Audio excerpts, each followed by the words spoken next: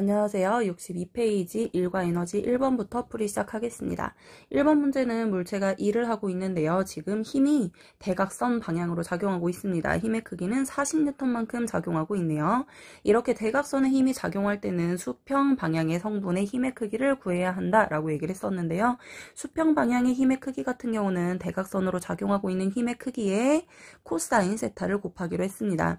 이때 각의 크기가 60도라고 되어 있으므로 여러분들 F자리에다 40 대입하시면 되고요. 코사인 세타 자리에다가 코사인 60 대입하시면 되는 거예요. 따라서 코사인 60이 2분의 1이기 때문에 2분의 1 곱하기 40 해서 수평 방향의 힘의 크기가 20N임을 알 수가 있고요.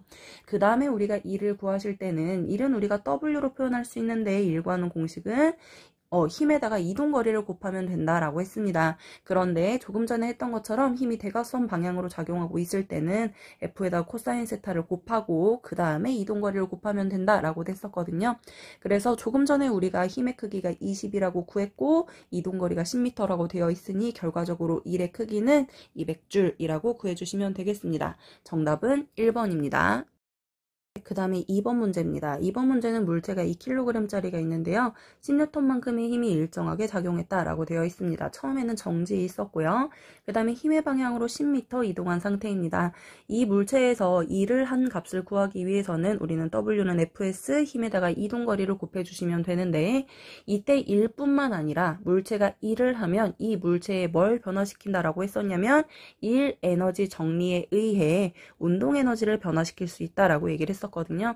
이때 운동 에너지 같은 경우는 나중 운동 에너지에서 처음 운동 에너지를 뺀 값, 이걸 우리가 운동 에너지 변화량이라고 이야기 하는데 결과적으로 물체에 일을 하면 운동 에너지가 변한다 라고 기억해 주시면 좋겠습니다.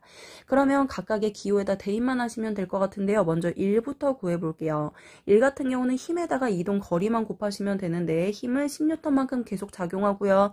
그 다음에 10m 이동했습니다. 따라서 10 곱하기 10 하시면 1의 값은 100줄이라고 생각하시면 되고요. 이 1은 곧 이 물체의 운동 에너지를 변화시켜요. 왜냐하면 물체에 힘이 작용하고 있으므로 이 힘은 이 물체의 속도를 또는 속력을 변화시킬 거거든요. 하지만 이 물체는 처음에 정지 상태였기 때문에 처음에는 운동 에너지가 없었을 거고 그렇기 때문에 이 100줄만큼의 일은 모두 다 나중 운동 에너지로 변화가 되었을 겁니다.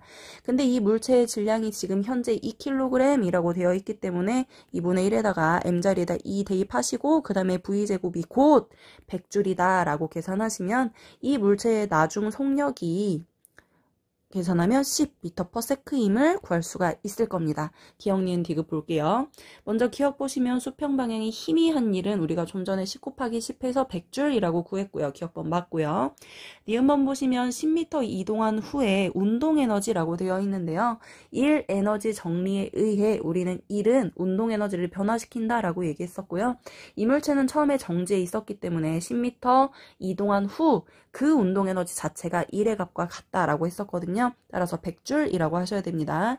그 다음에 일 에너지 정리에 의하여 나중 속력을 구했더니 10m임을 알 수가 있었죠. 따라서 기억 디귿 4번입니다. 그 다음 3번 봅시다. 3번 문제 보시면 세로축에 힘이라고 되어 있고 가로축에 이동거리 x라고 표현이 되어 있습니다. 이 그래프에서 우리에게 의미 있는 값은 면적이라고 했어요. 면적은 곧 가로축이랑 세로축을 곱하는 개념인데요. 얘는 힘과 이동거리를 곱하는 개념이기 때문에 이 그래프의 면적은 1과 같다라고 생각하시면 됩니다. 기억번 볼게요. 1m일 때 가속도의 크기를 구하라고 되어 있는데요. 이때는 1m일 때 힘의 크기를 읽어주시면 됩니다. 1m일 때 힘의 크기가 10이라고 되어 있으니 우리는 F는 ma라는 뉴턴의 제2법칙 공식을 알고 계시거든요. 여기다 대입만 해주시면 됩니다. 힘의 크기는 10N이라고 되어 있고요. 질량의 크기는 2kg이라고 되어 있네요. 그래서 2 대입하시고 가속도 구해주시면 가속도 값은 5m/s 제곱이라는 걸 알 수가 있네요. 기억번은 틀렸어요. 그 다음에 니은번 보시면 0에서 1m까지 속력은 감소한다 라고 되어 있는데요. 0에서 1m까지 지금 현재 힘이 감소하고 있기는 합니다. 그러나 그런데 물체가 오른쪽 방향으로 이동하는 동안 0m, 1m, 2m로 가고 있으니 오른쪽으로 계속 이동한다는 소린데 오른쪽으로 운동하는 동안 힘도 역시 힘의 크기는 감소하고 있으나 계속 플러스 값을 띄고 있으므로 오른쪽 방향으로 힘이 작용하고 있음을 의미하거든요. 따라서 운동 방향과 힘의 방향이 같기 때문에 힘의 크기는 줄어들었지만 속력은 운동 방향과 힘의 방향이 같아서 증가한다 라고 해주셔야 됩니다. 속력은 감소하지 않고 증가해요. 그 다음에 0에서 2m까지인데요. 0에서 2m까지 알짜 힘이 한 1 같은 경우는 이 그래프의 면적만 구해주시면 됩니다. 여러분들 왼쪽 사다리꼴, 오른쪽 사다리꼴 구해서 더해주시면 되거든요. 총 30줄임을 알 수가 있습니다. 정답은 2번입니다. 다음 4번 문제입니다. 수평면 위에 물체가 있고요. 처음에는 속력이 V만큼이었는데 나중에는 정지했다고 하네요. 이 물체는 등가속도 운동을 하여 L만큼 이동한 물체입니다. 첫 번째로 우리가 체크할 건 뭐냐면 물체의 속력은 V만큼이었는데 나중에 정지했어요. 이걸 통하여 알 수 있는 거, 이 물체는 속력이 감소하는 운동을 했습니다. 이때 속력이 감소하는 이유는 뭐냐면 물체가 오른쪽으로 운동하고 있을 때 힘의 방향이 운동 방향과 반대일 때 우리가 속력이 감소한다 라고 얘기를 했었거든요. 따라서 현재 이 물체는 오른쪽으로 이동하고 있으니 힘이 왼쪽으로 작용했구나 라고 생각해 주시면 됩니다. 그래야 속력이 감소할 수 있습니다. 이게 기억에 대한 내용입니다. 기억본 보시면 물체에 작용하는 알짜 힘의 방향과 운동 방향에 대한 이야기를 했는데요. 이 두 방향은 서로 반대이다 라고 이야기해야 한다고요. 그래서 기억이 틀렸습니다. 그 다음에 니은번에서 구하라고 한 건 알짜 힘이 한 2를 구하라고 했거든요. 우리는 1은 Fs로 구할 수 있어요. 따라서 이 물체에 작용한 힘의 크기가 F, 그 다음에 이동거리가 L이기 때문에 1은 FL이라고 해주시면 되는데요. 물체에 1을 해주면 결과적으로 이 물체의 운동 에너지를 변화시킨다 라고 표현을 했었고요. 운동 에너지 변화 같은 경우는 나중 운동량 2분의 1 mv 제곱에서 처음 운동량 2분의 1 mv 제로 제곱을 빼주면 된다고 했습니다. 여기에다 그대로 대입하시면 되는데요. 이 물체는 나중에 정지했기 때문에 나중 운동 에너지가 0입니다. 그 다음에 처음 운동 에너지는 2분의 1 m에다가 처음 속력이 V라고 되어 있으니 V 제곱 하시면 되겠네요. 결과적으로 1은 FL 값인데 얘는 마이너스 2분의 1 mv 제곱과 같다라는 결론을 얻을 수가 있네요. 그래서 알짜 힘이 한 1은 마이너스 2분의 1 mv 제곱 맞습니다. 그 다음에 세 번째로 구해야 할 건 알짜 힘의 크기인데요. 조금 전에 우리는 FL은 마이너스 2분의 1 mv 제곱이라는 결론을 얻었거든요. 크기라고 했으니까 여러분들은 마이너스는 잠시 제껴두시고 이걸 F에 대하여 정리하시면 결과적으로 F는 2L분의 mv 제곱임을 정리할 수가 있습니다. 디귿번 맞는 내용입니다. 따라서 정답은 5번이에요. 자, 그 다음에 5번 문제를 보도록 하겠습니다. 5번 문제는 물체가 아래쪽에 있다가 위쪽으로 이제 던졌어요. 그래서 점점 최고점에 도달하는 모습인데요. 최고점에 도달했을 때 이 물체는 정지했을 거고요. 올라가면서 점점 중력 포텐셜 에너지는 증가했을 겁니다. 반면에 역학적 에너지 보존 법칙에 의해 최고점에 도달하면 정지 상태가 되며 운동 에너지는 최소가 된다라고 생각하시면 되고요.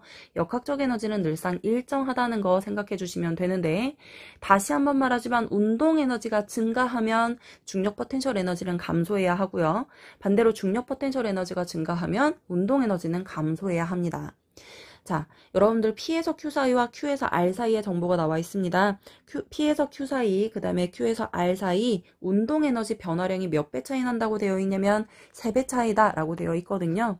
P에서 Q까지의 운동 에너지의 변화량과 Q에서 R까지의 운동 에너지의 변화량 이렇게 기호로 표시하시는데 Q에서 R까지의 운동 에너지 변화량을 그냥 일반적으로 델타 EK라고 놓으면 P에서 Q 사이는 3배라고 되어 있으니 3 델타 EK 이렇게 표현해 보도록 할게요. 어쨌든 P에서 Q까지도 운동 에너지는 감소할 거고요. Q에서 R까지도 운동 에너지는 감소할 거예요. 위쪽으로 올라갈수록 정지하니까요. 그런데 얘는 위쪽으로 올라감에 따라 뭐가 증가하냐면 위치가 증가하고 있잖아. 그렇기 때문에 중력 포텐셜 에너지가 증가한다 라고 해주시면 되고 결과적으로 감소한 운동 에너지량과 증가한 중력 포텐셜 에너지 값은 같아야 돼요. 그게 역학적 에너지 보존 법칙이거든요.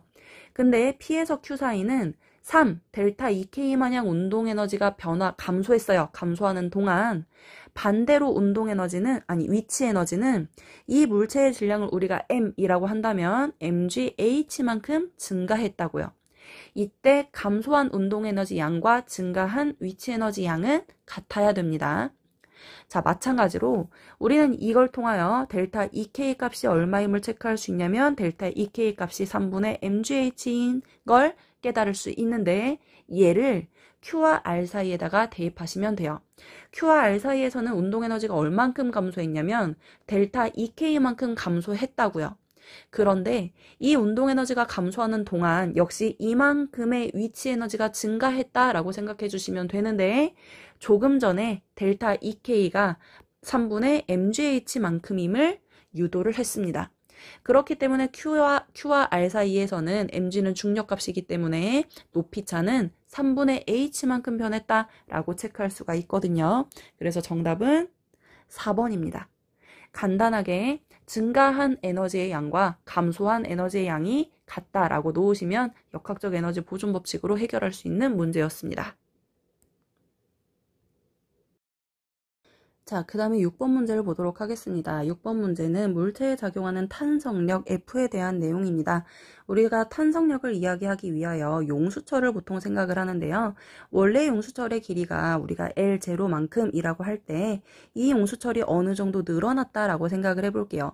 원래의 길이에 비하여 X만큼 늘어났다라고 치면 탄성력이라고 하는 건 이 용수철이 원래대로 돌아가려고 하는 힘, 그걸 탄성력이라고 정의하잖아요. 그리고 이 탄성력은 늘어난 길이가 크면 클수록 탄성력도 커진다라고 얘기를 했습니다. 물론 이 용수철이 원래 상태로 돌아갈 수 있는 만큼만 늘어나야 합니다.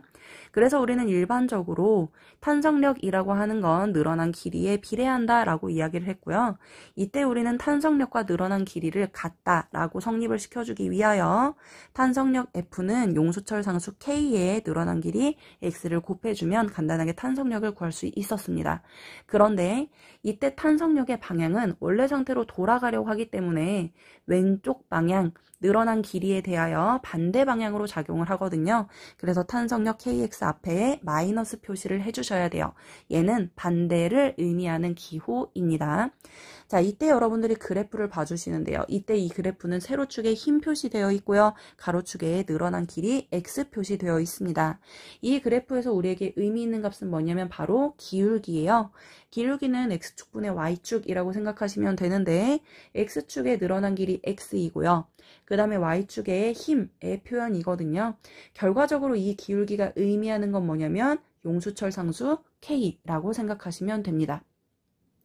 따라서 이 그래프의 기울기를 구해주시면 물론 2분의 1이라는 거 구할 수 있는데 지금 기울기는 마이너스 방향으로 되어 있으니 마이너스 2분의 1 해주시면 됩니다. 여기에서 이 마이너스는 조금 전에 이야기한 대로 반대를 의미하는 방향이다 라고 생각하시면 되고요.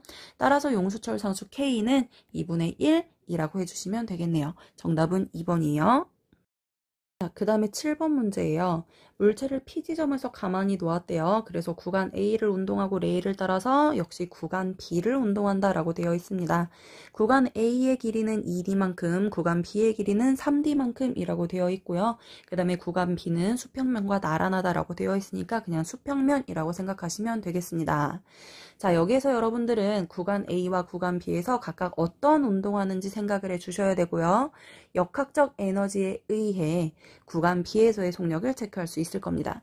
자, 예를 처음에 P 지점에서의 속력을 한번 생각해 볼게요. 가만히 잡고 있다가 놓았다라고 했기 때문에 P 지점에서의 속력은 먼저 0이라고 생각해 보겠습니다. 그 다음에 구간 A에 이 직선 거리를 내려올 때는 이 A 구간에서 물체는 어떤 운동을 할 거냐면 등 가속도 운동을 하게 될 거예요. 우리가 흔히 빗면을 내려온다 라고 생각하시면 되는데요. 빗면에서는 중력의 일부만큼이 일정하게 작용한다 라고 얘기를 했었거든요. 따라서 구간 A에서는 등 가속도 운동을 하여 이 구간 A 끝 지점에 도달했을 때의 속력을 우리가 잘 모르니까 그냥 V라고 표현해 보도록 하겠습니다. 그러다가 이물체가 레이를 지났어요.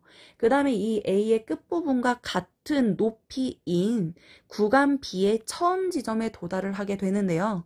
일단 구간 B에서는 수평면이기 때문에 이 물체는 무슨 운동을 할 거냐면 등속 운동을 할 겁니다.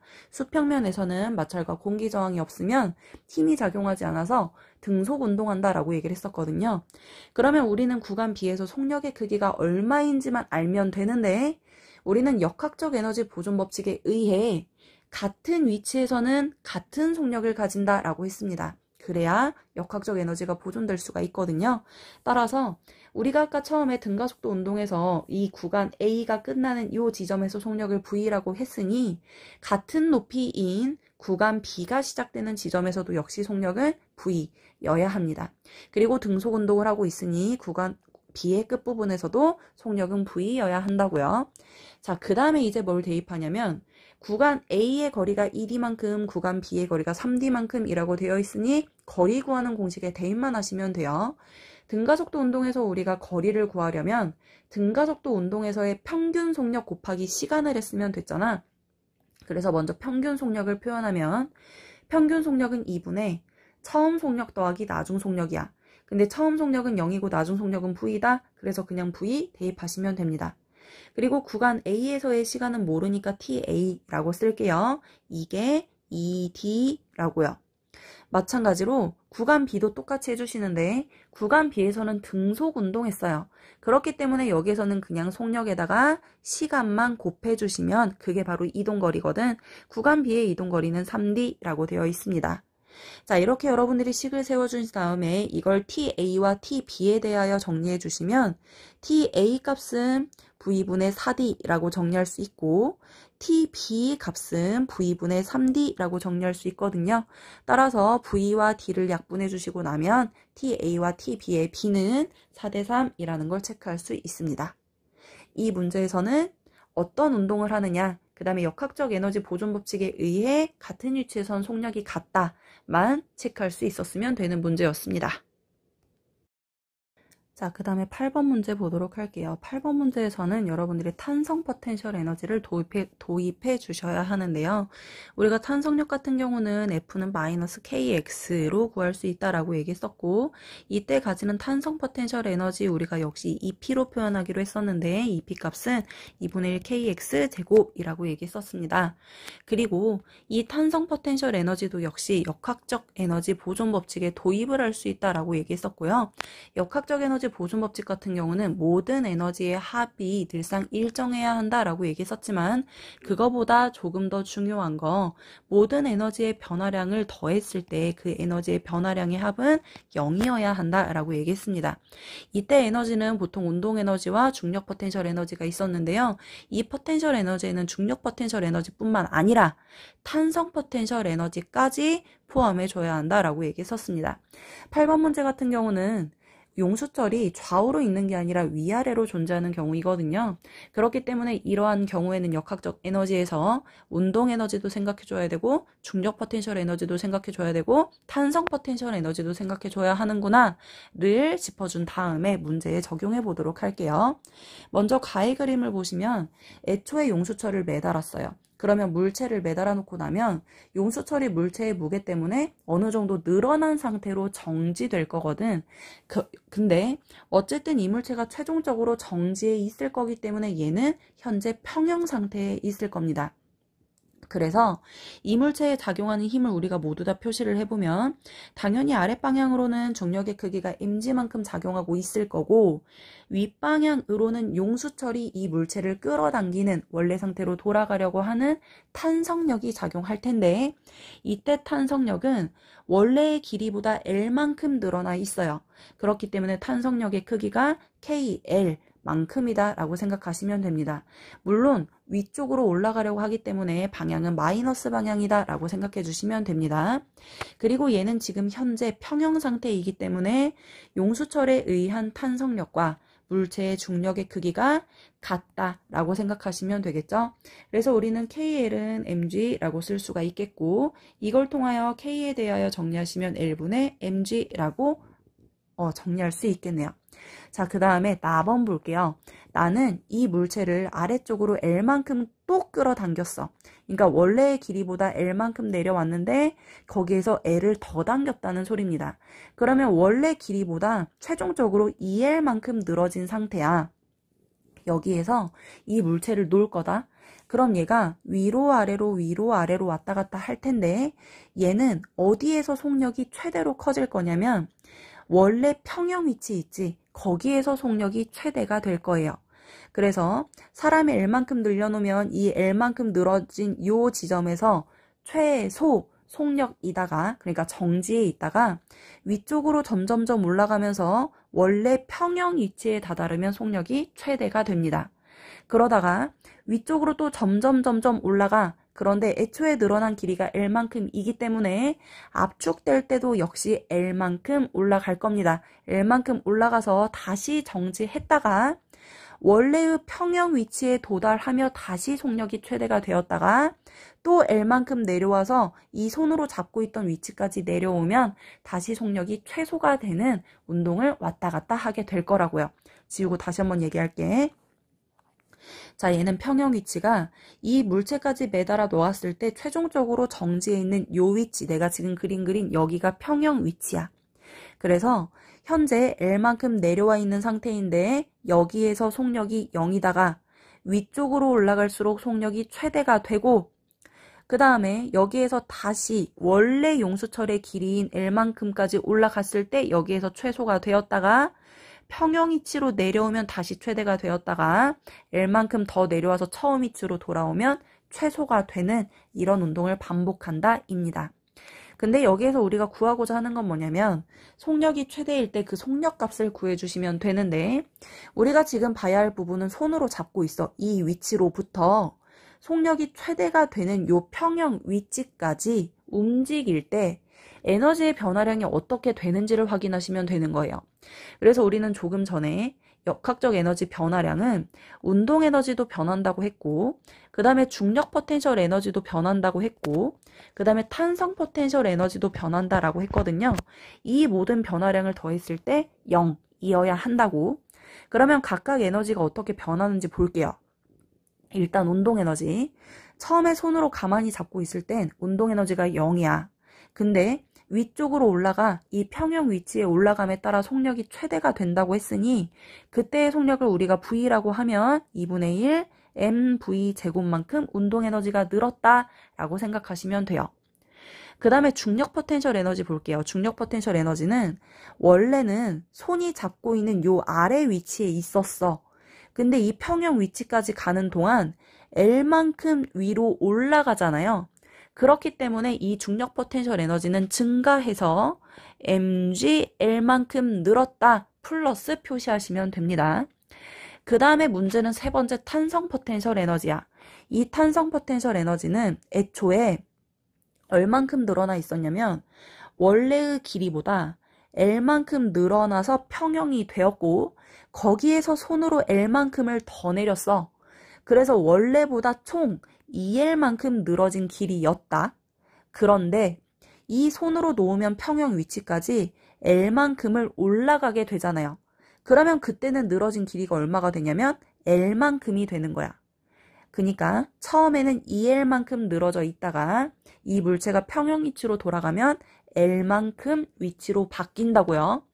그러면 원래 탄성 포텐셜 에너지는 얼마였냐면 2분의 1 kx 제곱에 대입을 하면 원래는 2분의 1 k의 2L 제곱이었어.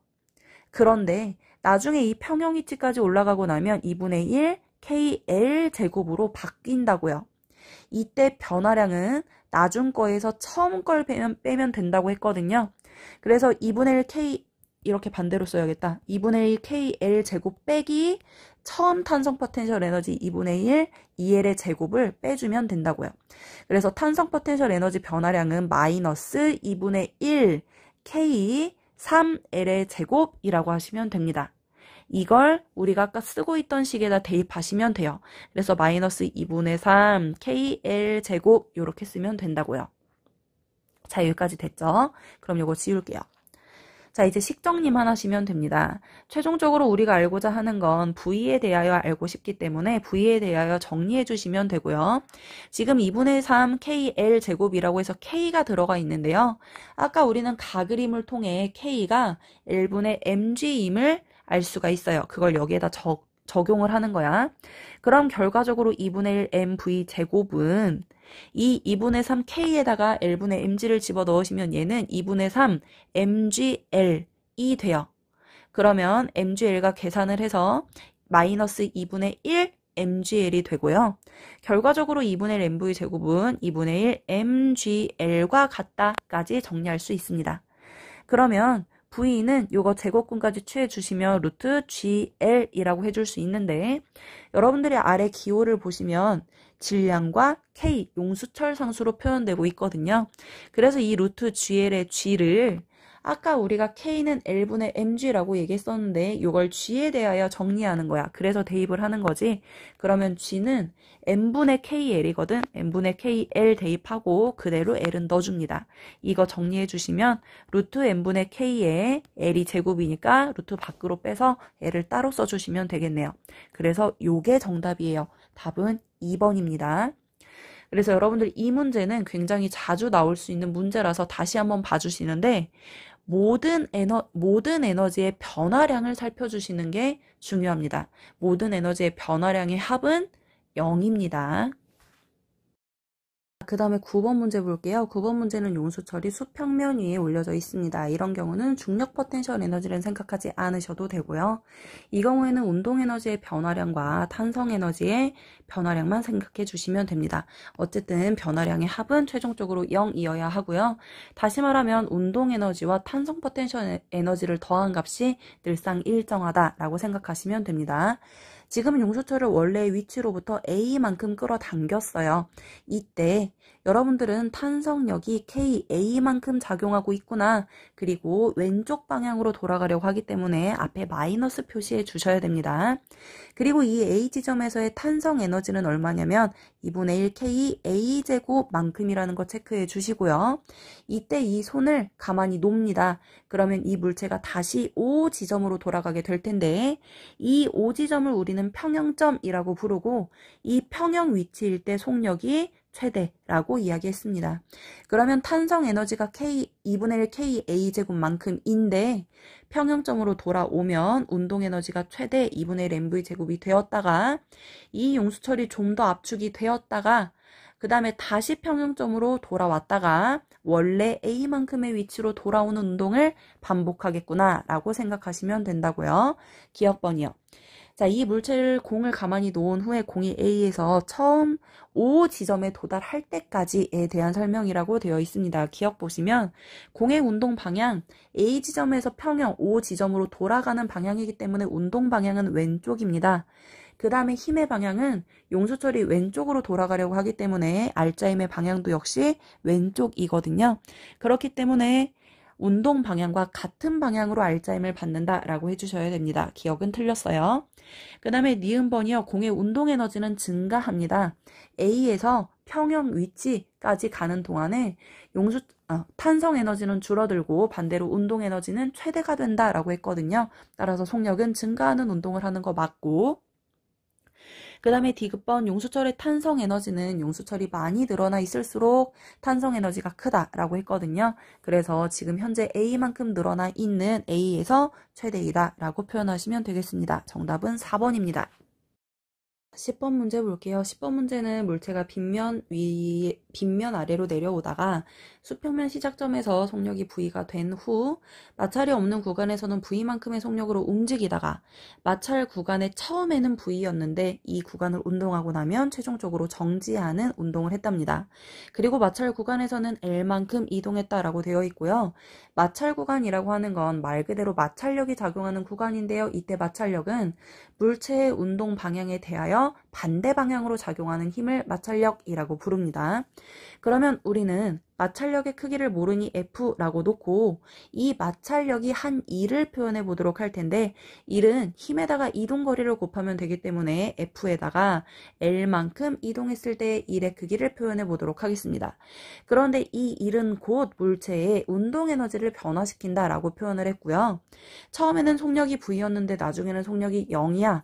그래서 나중 운동 에너지는 0, 처음 운동 에너지는 2분의 1 mv제곱이라고 하시면 되겠네요. 따라서 FL은 마이너스 2분의 1 mv제곱이라는 첫 번째 식을 얻을 수 있습니다. 그 다음에 마찰 구간에서 2분의 L만큼 이동했을 때 속력을 구하래. 그래서 2분의 L만큼 이동했을 때 속력을 우리가 V'이라고 표현을 하면 F만큼의 마찰력이 2분의 L만큼 이동했을 때 2를 우리가 구해보자. 이것도 역시 운동에너지 변화량에 적용을 해보도록 할게요. 2분의 L만큼 이동했을 때 속력은 V'이니까 나중 운동에너지는 2분의 1 mv' 하시면 되고 빼기 처음 운동에너지는 2분의 1 mv제곱 하시면 됩니다. 그리고 이때 F 곱하기 2분의 L은 처음에 쓴 요 식에 의해 얘를 다시 써주면 마이너스 4분의 1 mv제곱으로 쓸 수가 있거든요. 결과적으로 여러분들은 요 식을 정리해 주시면 되는 거예요. 최종적으로 V'에 대하여 정리하시면 V'은 루트 2분의 1V라는 걸 구할 수 있거든요. 여러분들이 이 식은 잘 정리해 보시고 마찰 구간이라고 하는 건 운동 방향에 대해 반대 방향으로 힘이 작용하고 있구나 정도로만 파악하시면 될 것 같습니다. 그 다음에 11번은 역학적 에너지 보존 법칙만 잘 적용해 주시면 되는 문제입니다. 물체가 1m인 높이에서 정지해 있다라고 되어 있고요. 그 다음에 빗면을 따라 내려올 거예요. 오른쪽 그래프 보시면 운동에너지가 표현되어 있는데요. 운동에너지는 0m일 때 20이라고 되어 있습니다. 다시 말하면 0m라고 하니까 중력 포텐셜 에너지가 0일 때거든요. 그때 운동 에너지가 최대인데 역학적 에너지는 최대 20이다 라고 생각하시면 되겠네요. 그리고 나서 이 물체가 1m인 높이까지 올라가면 그때는 운동 에너지가 0이라고 되어 있거든요.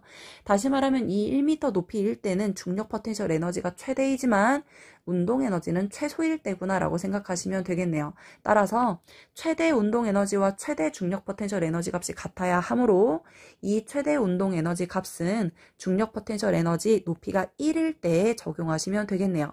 중력 포텐셜 에너지는 mg에다가 높이 1을 곱하시면 되기 때문에 h 자리에 1 대입하시고요.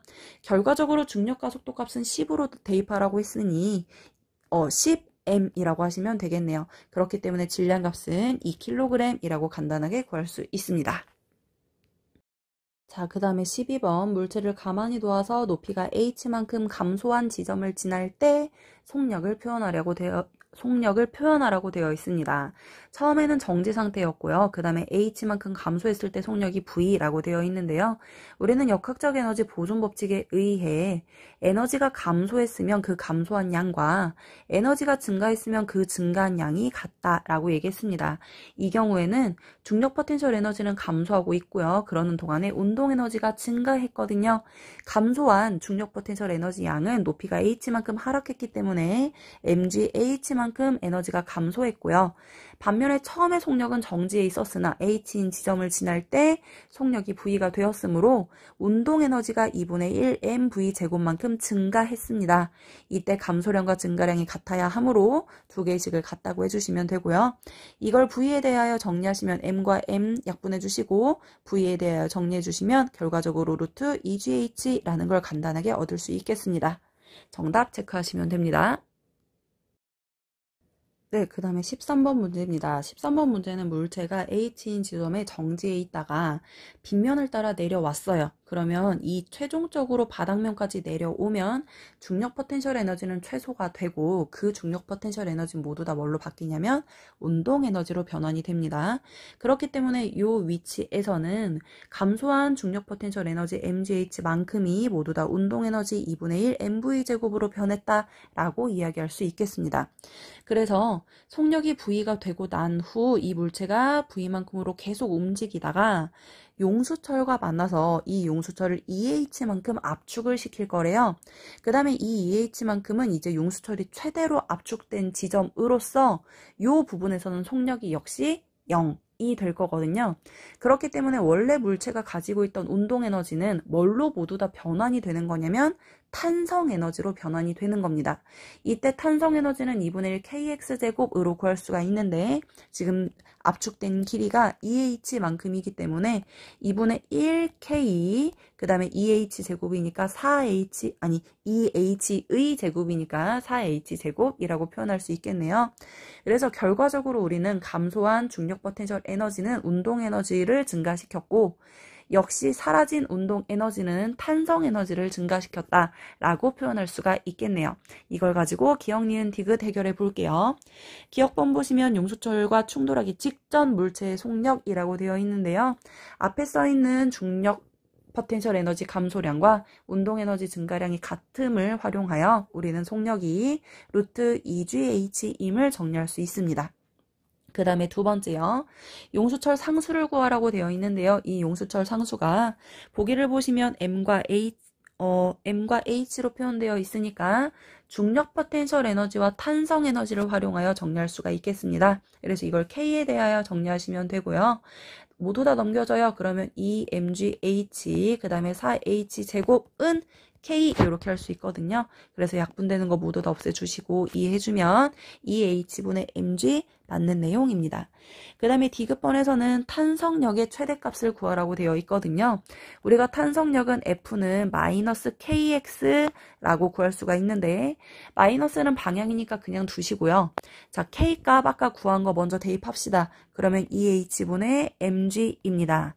그 다음에 용수철이 압축된 길이가 2h이거든요. 그래서 x자리에 2h 대입하시면 결국 약분돼서 탄성력의 최대값이 mg임을 구할 수 있겠네요. 그래서 정답은 5번입니다.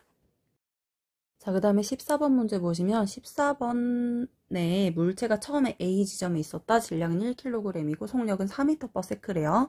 그 다음에 높이는 1m인 지점에 있었네요. 이때 분명히 역학적 에너지를 가지고 있었겠지? 근데 이 물체가 어쨌든 이 레일을 타고 움직여서 B 지점을 지날 수 있겠느냐 없겠느냐 이걸 여러분들이 판단해 주시면 되는데요. 그러기 위하여 A 지점에서 역학적 에너지를 먼저 표현해 보도록 할게요. 얘는 질량이 1kg짜리고 4m/s로 움직이고 있으니 먼저 운동 에너지요. 2분의 1에다가 질량 1에다가 4에 제곱하시면 16입니다. 여기에 지금 현재 중력 포텐셜 에너지도 존재하고 있거든요. 질량은 1이고요. 중력 가속도 10으로 계산하라고 되어 있고요. 역시 1m입니다. 그래서 중력 포텐셜 에너지 10에다가 운동 에너지 8 더해주시면 전체적으로 역학적 에너지는 18J이라는 걸 구할 수가 있습니다. 그런데 B 지점에서는 예를 들어 B 지점에 물체가 있다고 치자. 이때 중력 포텐셜 에너지가 얼마냐면 질량 1에다가 중력 가속도 10에다가 높이가 2m야. 이미 중력 포텐셜 에너지가 20줄 나오거든요. 하지만 A 지점에서 역학적 에너지는 18밖에 안 돼. 그래서 애초에 이 2m까지 물체가 올라갈 수가 없겠죠. 역학적 에너지가 더 작기 때문에 그렇습니다. 이렇게 정리하시면 됩니다. 자, 그 다음에 15번입니다. 15번은 A와 B가 도르래의 실로 함께 연결되어 있는 모습입니다. 그래서 A와 B는 무조건 함께 움직인다는 거 생각해 주세요. 처음에 A와 B는 H만큼의 높이차가 났어요. 근데 나에서는 3H만큼의 높이차가 났대요. 이때 우리는 A와 B가 실로 연결되어 있기 때문에 항상 같은 거리만큼 이동함을 체크해 주시면 좋겠는데요. A와 B가 각각 얼만큼씩 이동했는지를 먼저 체크해 보도록 하겠습니다. 처음에는 H만큼의 높이차가 났어요. 그런데 얘네 둘이 같은 높이가 된다고 치자. 그래서 같은 높이 이렇게 왔다고 치면 A 같은 경우는 H의 절반만큼 올라가야 하고 B 같은 경우는 H의 절반만큼 내려와야겠죠. 그래서 같은 높이가 되려면 둘 다 2분의 H만큼 올라가고 내려갔구나 라고 생각하시면 됩니다. 그런데 이 같은 높이가 나의 그림에 의하면 3H에서 중간 지점이라고 생각하시면 되거든요. 그래야 A와 B가 A가 같은 거리 올라가는 만큼 B는 같은 거리를 내려올 수 있으니까요. 근데 이 3H 지점의 중간 지점은 2분의 3H 지점이 될 거고 원래 A는 2분의 H만큼 올라왔어요. 거기에서 2분의 3H를 더 올라간 겁니다. B는 반대로 2분의 H만큼 내려왔어요. 거기에서 2분의 3H를 더 내려온 거거든요.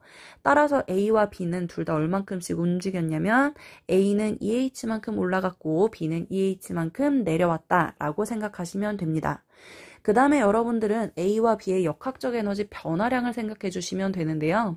이렇게 물체가 연결되어 있을 때는 우리는 이 물체가 연결된 것 자체대로 역학적 에너지가 보존된다라고 했습니다. 다시 말하면 A와 B의 역학적 에너지의 더한 값은 모두 다 일정하다라고 했고, 다시 말하면 A의 역학적 에너지 변화량, B의 역학적 에너지의 변화량을 더하면 0이 되어야 한다라고 했어요. 이걸 우리가 식으로 살펴주면 A에도 운동 에너지의 변화량과 A의 중력 포텐셜 에너지 변화량이 있을 거예요. B도 마찬가지로 운동 에너지 변화량과 B의 중력 포텐셜 에너지 변화량이 있다고 했었고, 이 변화량을 모두 다 더한 값은 늘상 일정해야 한다라고 표현했었네요. 그래서 우리는 여기에다가 각각 증가하고 감소한 양을 한번 써보도록 할게요. A는 운동 에너지가 얼만큼 변했냐면 얘가 처음에는 정지했다가 움직였어. 그래서 2H만큼 올라갔을 때의 속력을 V라고 놓을게요. 근데 A의 질량이 M이라고 되어 있으니 A의 운동 에너지 변화량은 2분의 1 mv제곱이라고 하시면 됩니다. 그 다음에 A의 중력 포텐셜 에너지 변화량은 원래 위치보다 2H만큼 올라갔다라고 했잖아요. 따라서 중력 포텐셜 에너지는 증가했고요. 그 증가한 양은 2H만큼 올라갔으니 mgh만큼이네요. 그 다음에 B 거요. B도 처음에는 정지해 있다가 움직이기 시작했어요. 그래서 A와 B는 항상 속력이 같으니까 V만큼일 거고, 그래서 B의 운동 에너지는 2분의 1 mv 제곱 증가했다라고 하시면 됩니다. 변화량이에요. 그 다음에 B의 중력 포텐셜 에너지인데요. 원래의 위치보다 2H만큼 내려왔어. 그렇기 때문에 B의 중력 포텐셜 에너지는 감소하고요. 얼만큼 감소했냐면 mgh가 아니잖아. 우리가 아까 2H 올라갔다고 했으니 우리가 A의 중력 포텐셜 에너지에는 mg 2H 곱하시면 되고, 미안하다. B의 질량이 3m이구나. 자, B의 운동 에너지 다시 표현하면 2분의 1에다가 3m에다가 V제곱 하시고, 그 다음에 중력 포텐셜 에너지도 역시 3m에다가 2H만큼 감소했으니 6 mgh만큼 감소했다라고 하시면 되겠습니다. 이 값이 0이라고요. 그래서 이걸 통하여 여러분들이 최종적으로 V에 대하여 정리하시면 되고요. V에 대하여 정리하시면 V는 루트 2gh, 정답은 2번입니다. 이 문제에서는 전체적으로 역학적 에너지 변화량을 살펴주신 다음에 이 변화량이 모두 다 더한 값이 0임을 파악해 주시면 됩니다. 네, 그 다음에 16번 문제입니다. 16번 문제의 가의 그림은 물체를 자유낙하시키는 경우예요. 그래서 처음에는 정지했던 물체가 수평면에 도달하면 운동량이 P가 되는 모습이고요. 나 같은 경우는 물체를 던져 올릴 거래요. 그래서 처음 운동량이 2P였는데 얘가 위쪽으로 올라갔다가 다시 아래쪽으로 내려오는 이런 운동을 하게 될 겁니다. 그러면 최고점에서 속력이 0이 됐다가 아래로 내려오겠구나. 요거 체크해 주시고요. 첫 번째로 체크한 건 B의 최고점의 높이를 구하라고 되어 있습니다. 일단 가 같은 경우는 A의 질량이 M이고요. 이때 운동량이 P라고 되어 있으니 이때의 속력을 우리가 V라고 넣어보도록 합시다. 그러면 B도 우리가 속력을 추론할 수 있는데 B는 운동량이 2배만큼 증가했어. 그런데 질량도 2배 증가했습니다. 그렇기 때문에 B의 속력도 수평면에서는 V만큼이라는 걸 알 수가 있겠네요. 이걸 통하여 우리는 등가속도 운동식 EAS는 V제곱 마이너스 V0 제곱에 의해 처음에 정지했다가 최대 속력 V가 되나, 처음에 V로 출발하여 최고 속력 정지 0이 되나, V제곱 마이너스 V0 제곱값이 같음을 알 수가 있고, 그 다음에 아래로 떨어지는 운동을 하나 위로 올라가는 운동을 하나 가속도 값도 역시 방향이 반대일 뿐 같음을 알 수가 있거든요. 따라서 나의 최고 높이도 S값이 똑같아야 하기 때문에 H만큼임을 파악할 수가 있습니다. 그래서 B의 최고점은 H라고 하시면 됩니다. 그 다음에 니은번에서 던진 순간부터 수평면에 되돌아올 때까지 B의 운동량의 변화량을 구하라고 되어 있는데요. 처음에 이 물체를 던질 때는 운동량의 방향이 윗방향이에요.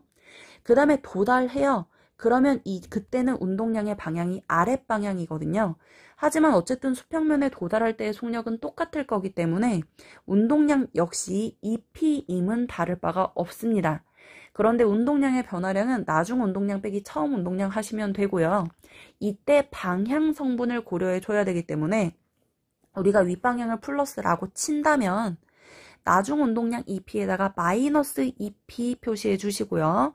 빼기 처음 운동량 EP를 해주셔야 됩니다. 그래서 운동량의 변화량의 크기는 총 4P라고 하시면 되거든요. 0이 아닙니다. 그 다음에 세 번째 디귿번인데요. 디귿번에서는 A가 수평면에 도달했을 때 역학적 에너지라고 되어 있는데 애초에 A는 mgH만큼의 중력 포텐셜 에너지를 가지고 있었어. 그러니까 수평면에 도달했을 때도 당연히 mgH만큼의 역학적 에너지를 가지고 있어야 됩니다.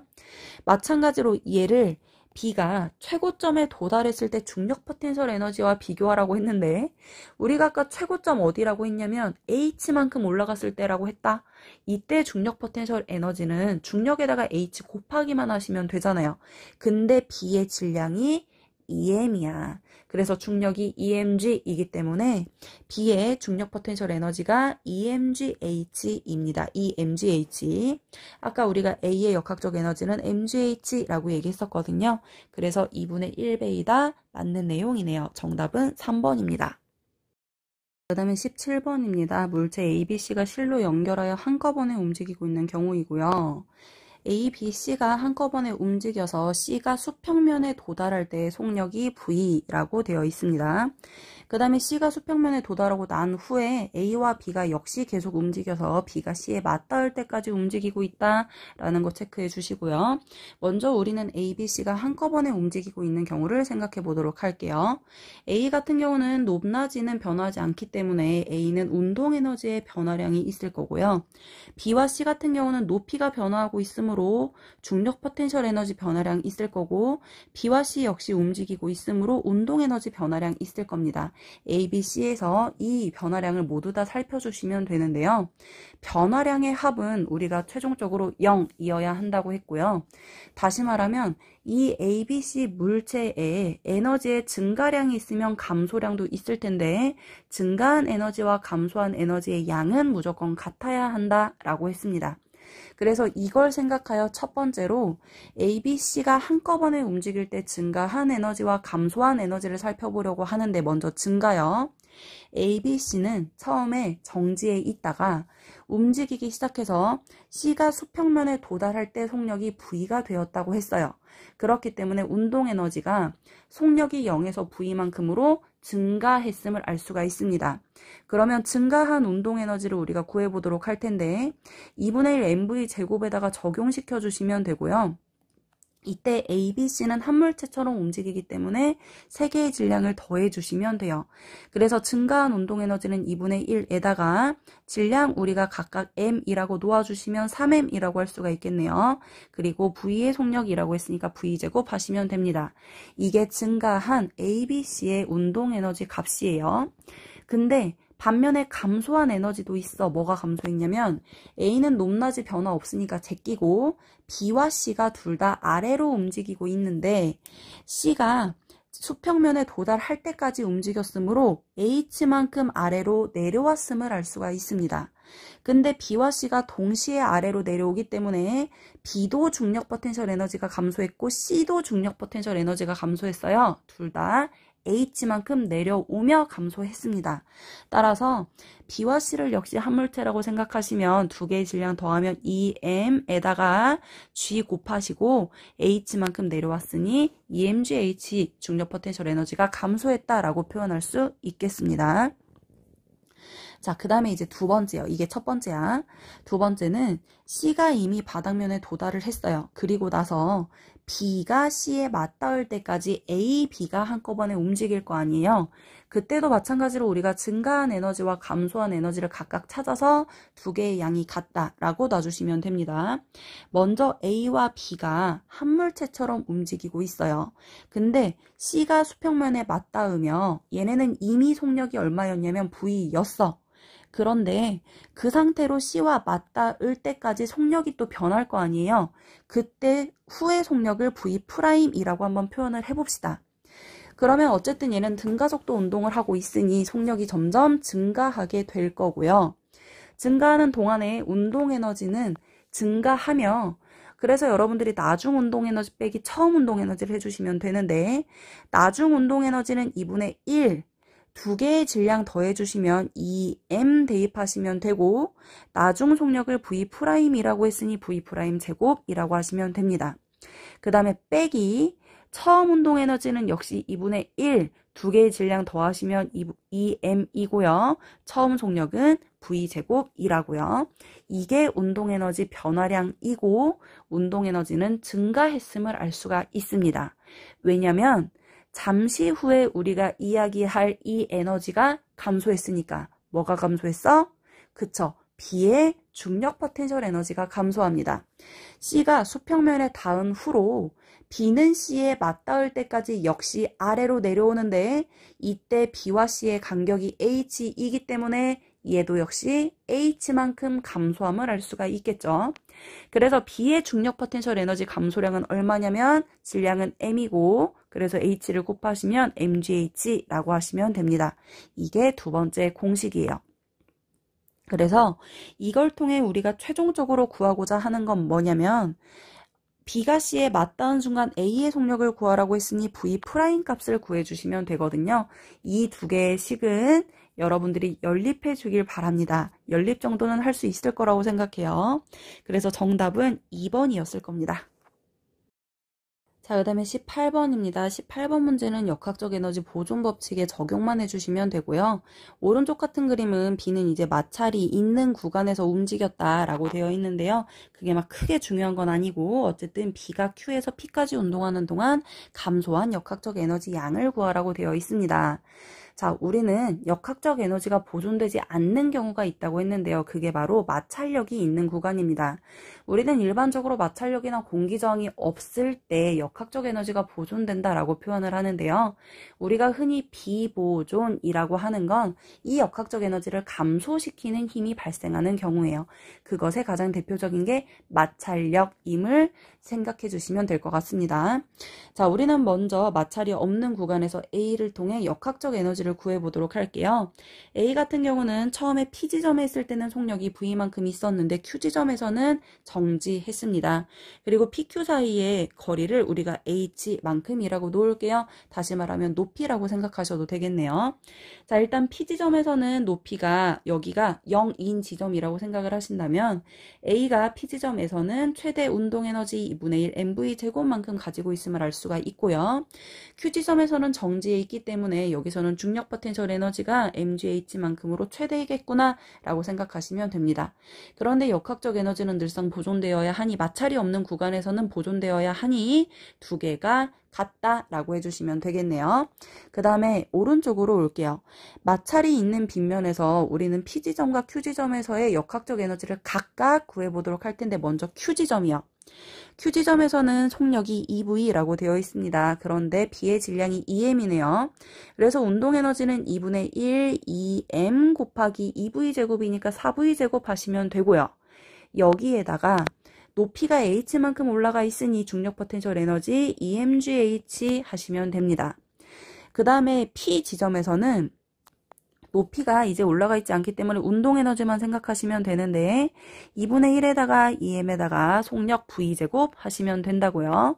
이거 풀어주시면 얘는 4mv제곱 플러스 2mgh라고 하시면 되고, P지점에서는 약분하시면 mv제곱만큼인데 우리가 A를 통해 mgh가 2분의 1 mv제곱이라고 했잖아요. 그러면 요 mgh 자리에다가 2분의 1 mv제곱을 대입해. 그러면 mv제곱이고 Q지점에서는 총 5mv제곱임을 파악할 수가 있습니다. Q지점에서는 5mv제곱인데 P지점에서는 mv제곱이잖아요. 그렇기 때문에 역학적 에너지가 얼만큼 감소했냐면 두 개의 차 4mv제곱만큼 감소했음을 파악할 수가 있습니다. 이 문제에서는 마찰이 있을 때는 역학적 에너지가 보존되지 않는다라는 걸 체크할 수 있어야 했던 문제였습니다. 다음 19번 문제입니다. 19번 문제 보시면 A, B, C가 처음에는 용수철로 압축 접된 후 그 다음에 한 덩어리로 함께 움직이고 있는 모습입니다. A, B, C의 질량은 모두 다 같다라고 되어 있습니다. 그 다음에 나는 용수철로부터 분리가 돼서 A만 혼자 왼쪽으로 움직이고 있고 B와 C는 함께 움직이고 있는 경우에요. 여기서 우리는 첫 번째로 운동량 보존 법칙을 대입할 수 있습니다. 분리 전 운동량과 분리 후 운동량이 같다라고 하시면 되거든요. 그래서 분리 전 우리가 총 운동량을 더해보면 세 개의 질량이 모두 다 같다라고 했습니다. 그래서 질량 3m에다가 속도가 오른쪽으로 V만큼이므로 V를 곱해주시면 이게 분리 전 운동량이라고 할 수가 있겠네요. 마찬가지로 나의 경우도 운동량 여러분들이 계산해 주시면 되는데 A 같은 경우는 질량이 M짜리인데 왼쪽 방향으로 V의 속력으로 움직이고 있으므로 얘는 마이너스 MV라고 표현해 주셔야 됩니다. 그 다음에 B와 C는 한 물체로 움직이고 있으니 EM에다가 B와 C의 속력을 모르니까 V'이라고 놔볼게요. 그래서 V' 이렇게 표현하시면 되겠네요. 이걸 통하여 우리는 B와 C의 나중 속력을 구할 수 있는데요. V' 값은 정리해 주시면 2V만큼이라는 거 구할 수 있습니다. 그 다음에 두 번째는 에너지 보존 법칙에다가 적용하시면 됩니다. 그런데 지금 이 물체들은 좌우로 움직이고 있기 때문에 여러분들은 당연히 운동 에너지의 변화량 살펴주셔야 되고요. 그 다음에 용수철이 등장하고 있어요. 따라서 탄성 포텐셜 에너지까지 생각해 주셔야 됩니다. 그래서 우리는 역학적 에너지가 보존된다라는 그 법칙에 의해 가의 경우에서의 역학적 에너지를 구해주시고 나의 경우에서의 역학적 에너지를 구한 다음에 그 두 개의 상황이 같다라고 놔주시면 되는데 가부터 구해보도록 할게요. 가는 지금 세 물체가 한 물체로 움직이고 있으니 세 물체의 운동 에너지가 존재할 겁니다. 그렇기 때문에 2분의 1 mv제곱에 대입해 주시면 2분의 1에다가 질량은 총 질량 3m이니까 3m, 그 다음에 속력의 제곱, v제곱 해주시면 되고, 그 다음에 가의 상황에 에너지가 하나 더 있는데 용수철이 압축되어 있잖아. 이 용수철이 가진 에너지를 탄성 포텐셜 에너지라고 부르고요. 그 에너지 값을 우리가 명확히 모르니까 그냥 EP라고 표현해 보도록 하겠습니다. 이게 가에서의 역학적 에너지입니다. 그 다음에 나도 똑같이 할게요. 나 같은 경우는 이제 용수철에서 작용하는 탄성 에너지가 없다라고 문제상에 나와 있습니다. 그렇기 때문에 A의 운동 에너지와 BC의 운동 에너지만 존재한다라고 생각하시면 되는데 A 같은 경우는 속력이 V라고 되어 있으니 2분의 1 mv제곱이라고 하시면 되고요. 그 다음에 B와 C 같은 경우는 한 물체로 움직이고 있으니 2분의 1 질량 2개 더하시면 2m에다가 아까 우리가 얘네 둘의 속력을 2V라고 구했거든. 그래서 제곱해 주시면 4V제곱 하시면 되겠네요. 결과적으로 얘네 두 개가 같다라고 표현할 수 있다고요. 그래서 이 식을 여러분들이 정리해 주시면 가에서 탄성 포텐셜 에너지 값이 얼마임을 알 수 있냐면 이거씩 싹 정리하면 된다. 정리하시면 3mv제곱만큼이 나옵니다.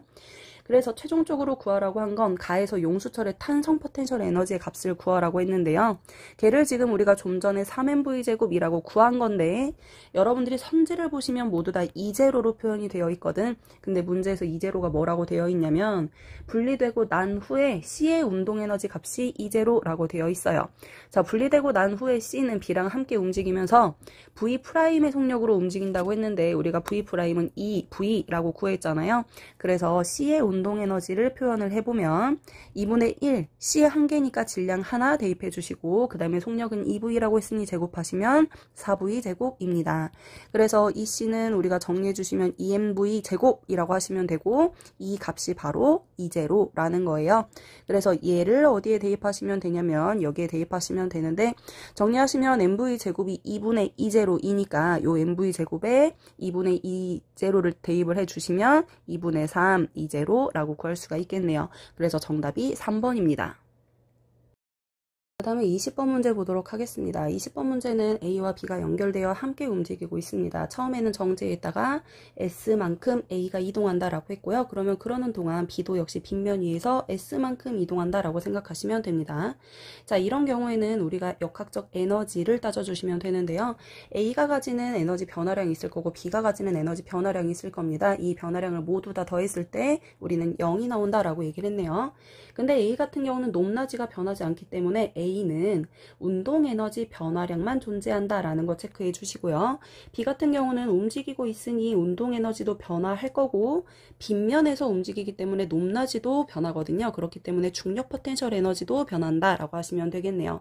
이 세 개의 변화량을 더했을 때 최종적으로 0이어야 합니다라고 생각해 주시면 되는데 A는 정지했다가 움직이니까 A의 운동에너지 변화량 증가합니다. 플러스 값이에요.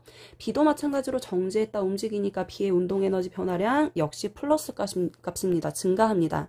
반면에 B 같은 경우는 빗면에서 S만큼 내려오는 동안 높이가 어느 정도 높이 있었는데 아래쪽으로 움직이고 있는 거잖아요.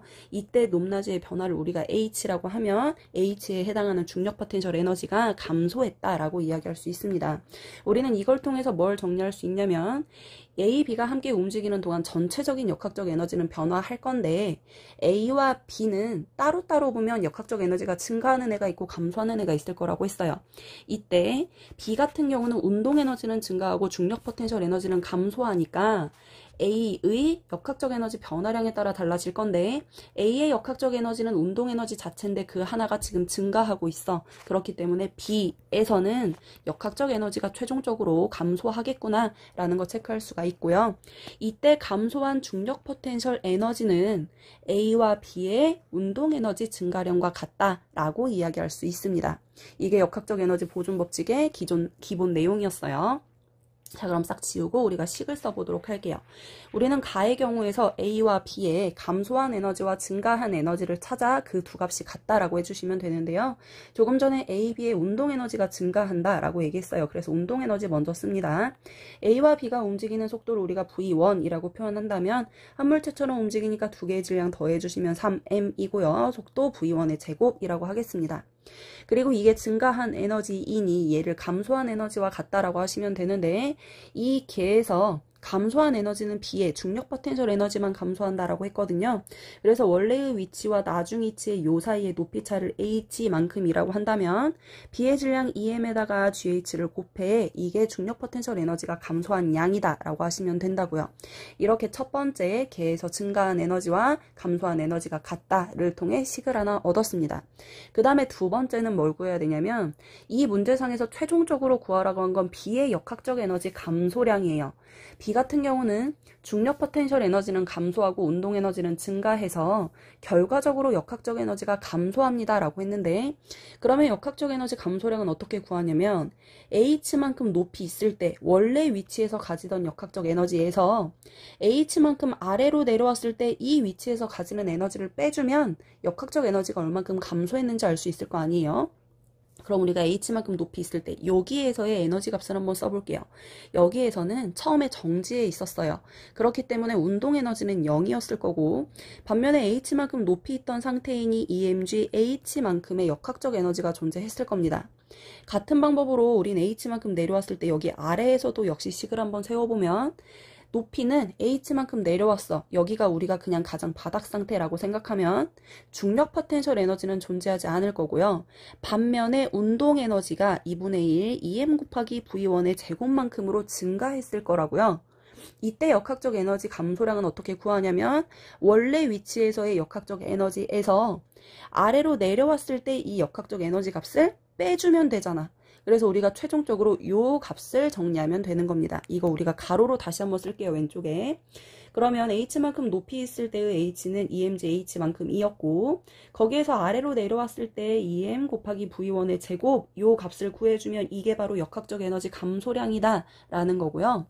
우리가 아까 맨 처음에 이 역학적 에너지 변화량을 통해 이 세웠던 요 식이 있잖아요. 이걸 통해 2분의 1 mv1의 제곱을 변형시켜서 여기에다가 두 번째 식에다가 대입을 해주는 거예요. 그러면 2분의 1 mv1의 제곱이 3분의 2 mgh라는 걸 알 수가 있고 2분의 1 mv1의 제곱에다가 3분의 2 mgh를 대입하시면 이 mgh는 그대로 써주고 3분의 4 mgh라는 걸 구할 수가 있습니다. 그럼 여러분들이 이거 정리해 주시면 최종적으로 역학적 에너지 감소량은 3분의 6이니까 3분의 2 mgh 값이라는 걸 구할 수가 있고요. 문제에서 보시면 가에서 B에서 역학적 에너지 감소량은 2제로다 라고 했습니다. 우리가 조금 전에 구했던 3분의 2 mgh라는 값이 2제로야 라고 정의를 해두면 됩니다. 이제 나 그림으로 올게요. 나 그림에서는 A와 B의 위치가 바뀌었어요. 그래서 조금 전에 했던 짓 그대로 해주시면 됩니다. A 같은 경우는 운동에너지 증가하고요. B 같은 경우도 운동에너지 증가합니다. 반면에 B는 중력 포텐셜 에너지가 감소한다 라고 했거든요. 그래서 증가량과 감소량이 같다라고 식을 세워주시면 된다고요. 얘도 마찬가지로 운동에너지는 증가한다 라고 했으니 이 나에서는 속력을 우리가 V2라고 해보겠습니다. 그러면 2분의 1에다가 두 개의 질량 더해주시면 3m, 그 다음에 V2의 제곱 하시면 이게 운동에너지 증가량이네요.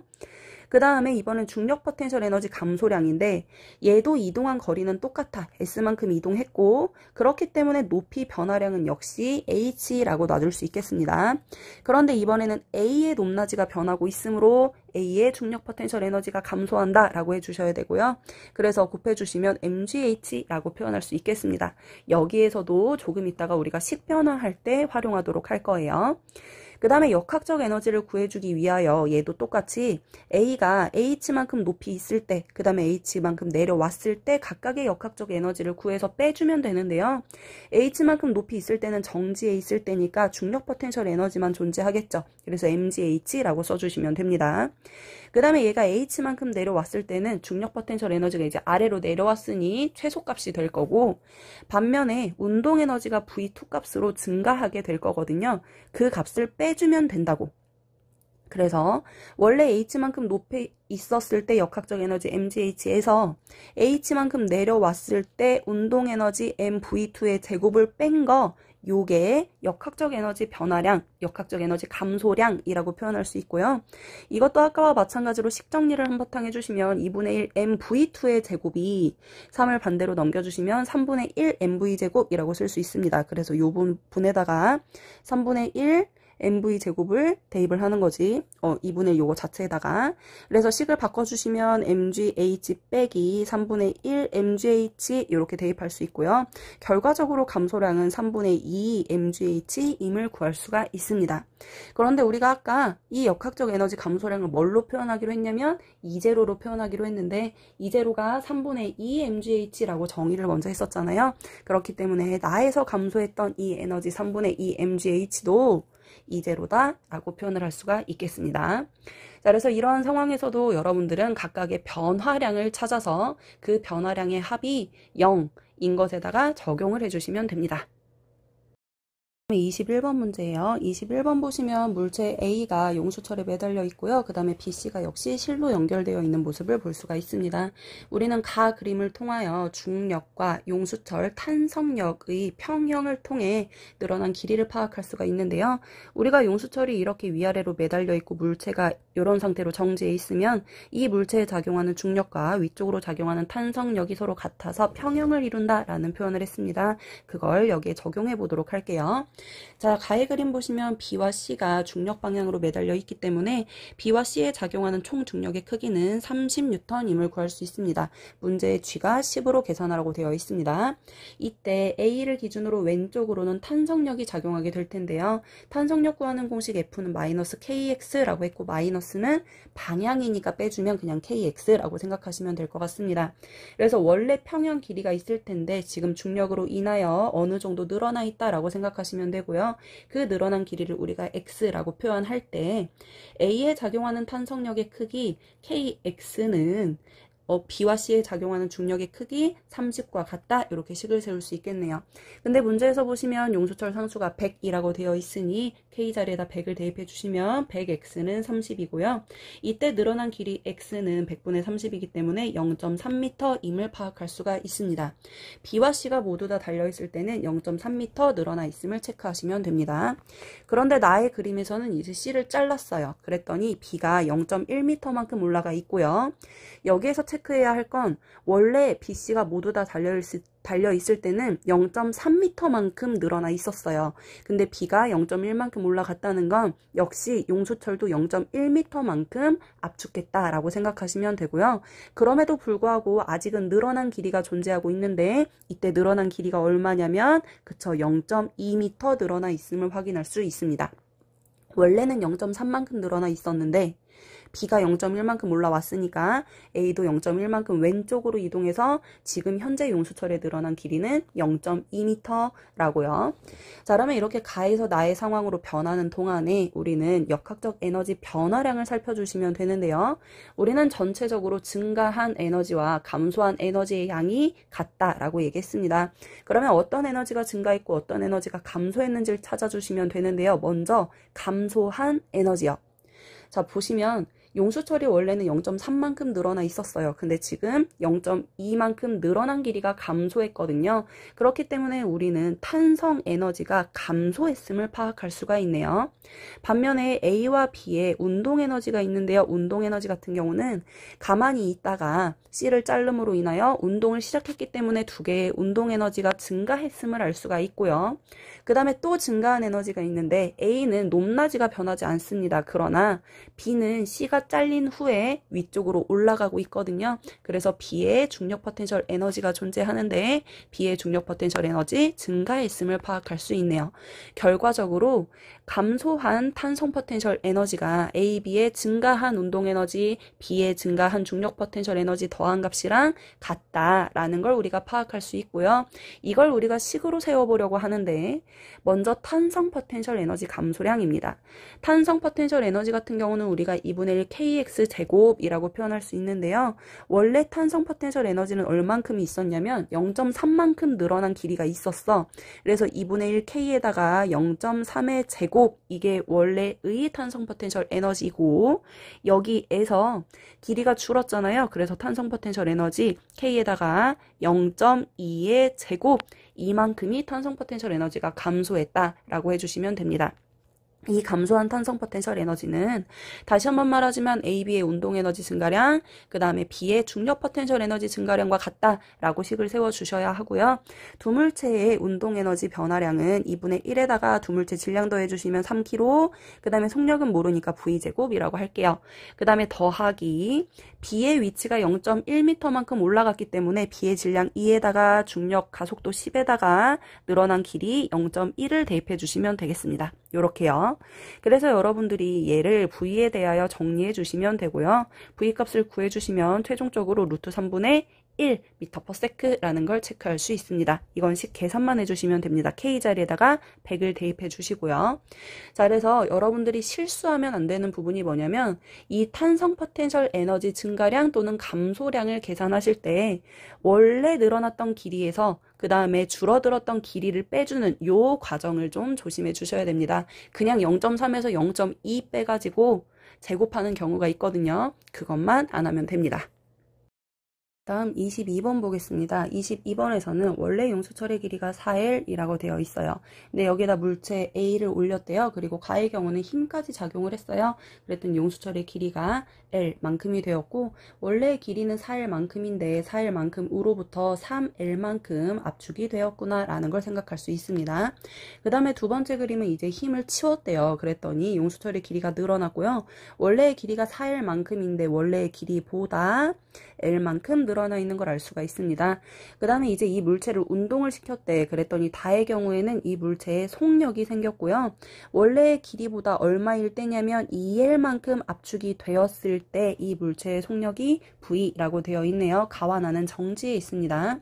이 상황에서 우리는 역학적 에너지를 표현하려면 세 가지 에너지를 생각해 주셔야 되는데요. 물체가 움직일 수 있으므로 당연히 운동 에너지 생각해 주셔야 하고 그 다음에 높낮이도 변하고 있거든요. 그러니까 중력 포텐셜 에너지도 고려해야 한다. 그리고 용수철이 있으니까 탄성 에너지도 계산해 주셔야 됩니다. 그래서 가나다의 경우에 이 세 가지 에너지를 모두 다 구해서 더한 다음에 그 값이 모두 다 일정하니까 같다라고 놔주시면 되거든요. 가부터 우리가 식을 한번 세워볼게요. 가 같은 경우는 지금 현재 정지에 있으니까 운동 에너지는 없다라고 생각하시고요. 그 다음에 중력 포텐셜 에너지는 우리 지면으로부터 높이를 봐주세요. 지면으로부터 높이 L만큼 높이 있거든요. 그래서 이물체의 질량을 M이라고 한다면 우리 mgl 이걸 중력 포텐셜 에너지라고 할 수가 있네요. 그 다음에 더하기 얘는 지금 원래의 길이보다 용수철이 압축되어 있는 경우거든요. 우리가 탄성 에너지는 2분의 1 kx제곱으로 구할 수 있으니 여기에다 대입만 하시면 이 용수철은 원래 4L짜리인데 3L이 압축되어 있잖아요. 그래서 2분의 1 K에다가 3L을 제곱하시면 9L 제곱, 이게 가에서의 역학적 에너지입니다. 그 다음에 나도 마찬가지로 식을 세워주시면 나도 정지에 있어요. 그렇기 때문에 운동 에너지 1000에 주시고, 얘도 중력 포텐셜 에너지와 탄성 에너지만 계산해 주시면 되는데, 얘는 지면으로부터 총 5L만큼 높이 떠 있어요. 그렇기 때문에 역시 물체 질량 M에다가 높이 5L을 곱해주시면 mgol이라고 쓸 수 있습니다. 그 다음에 탄성 에너지는 2분의 1 kx제곱인데 얘는 원래의 길이에 비해 l만큼 늘어나 있는 경우거든요. 그렇기 때문에 2분의 1 k L제곱이라고 하시면 되겠네요. 이게 나에서의 역학적 에너지라고요. 그 다음에 세 번째 건 운동을 하고 있어요. 그렇기 때문에 운동 에너지가 존재합니다. 그래서 세 번째 거 식을 세워주시면 2분의 1 속력이 V라고 했으니 M에다가 V제곱, 이게 운동 에너지고, 거기에다가 지면으로부터 2L만큼 높이 떠 있어요. 그래서 mg2L, 이게 중력 포텐셜 에너지입니다.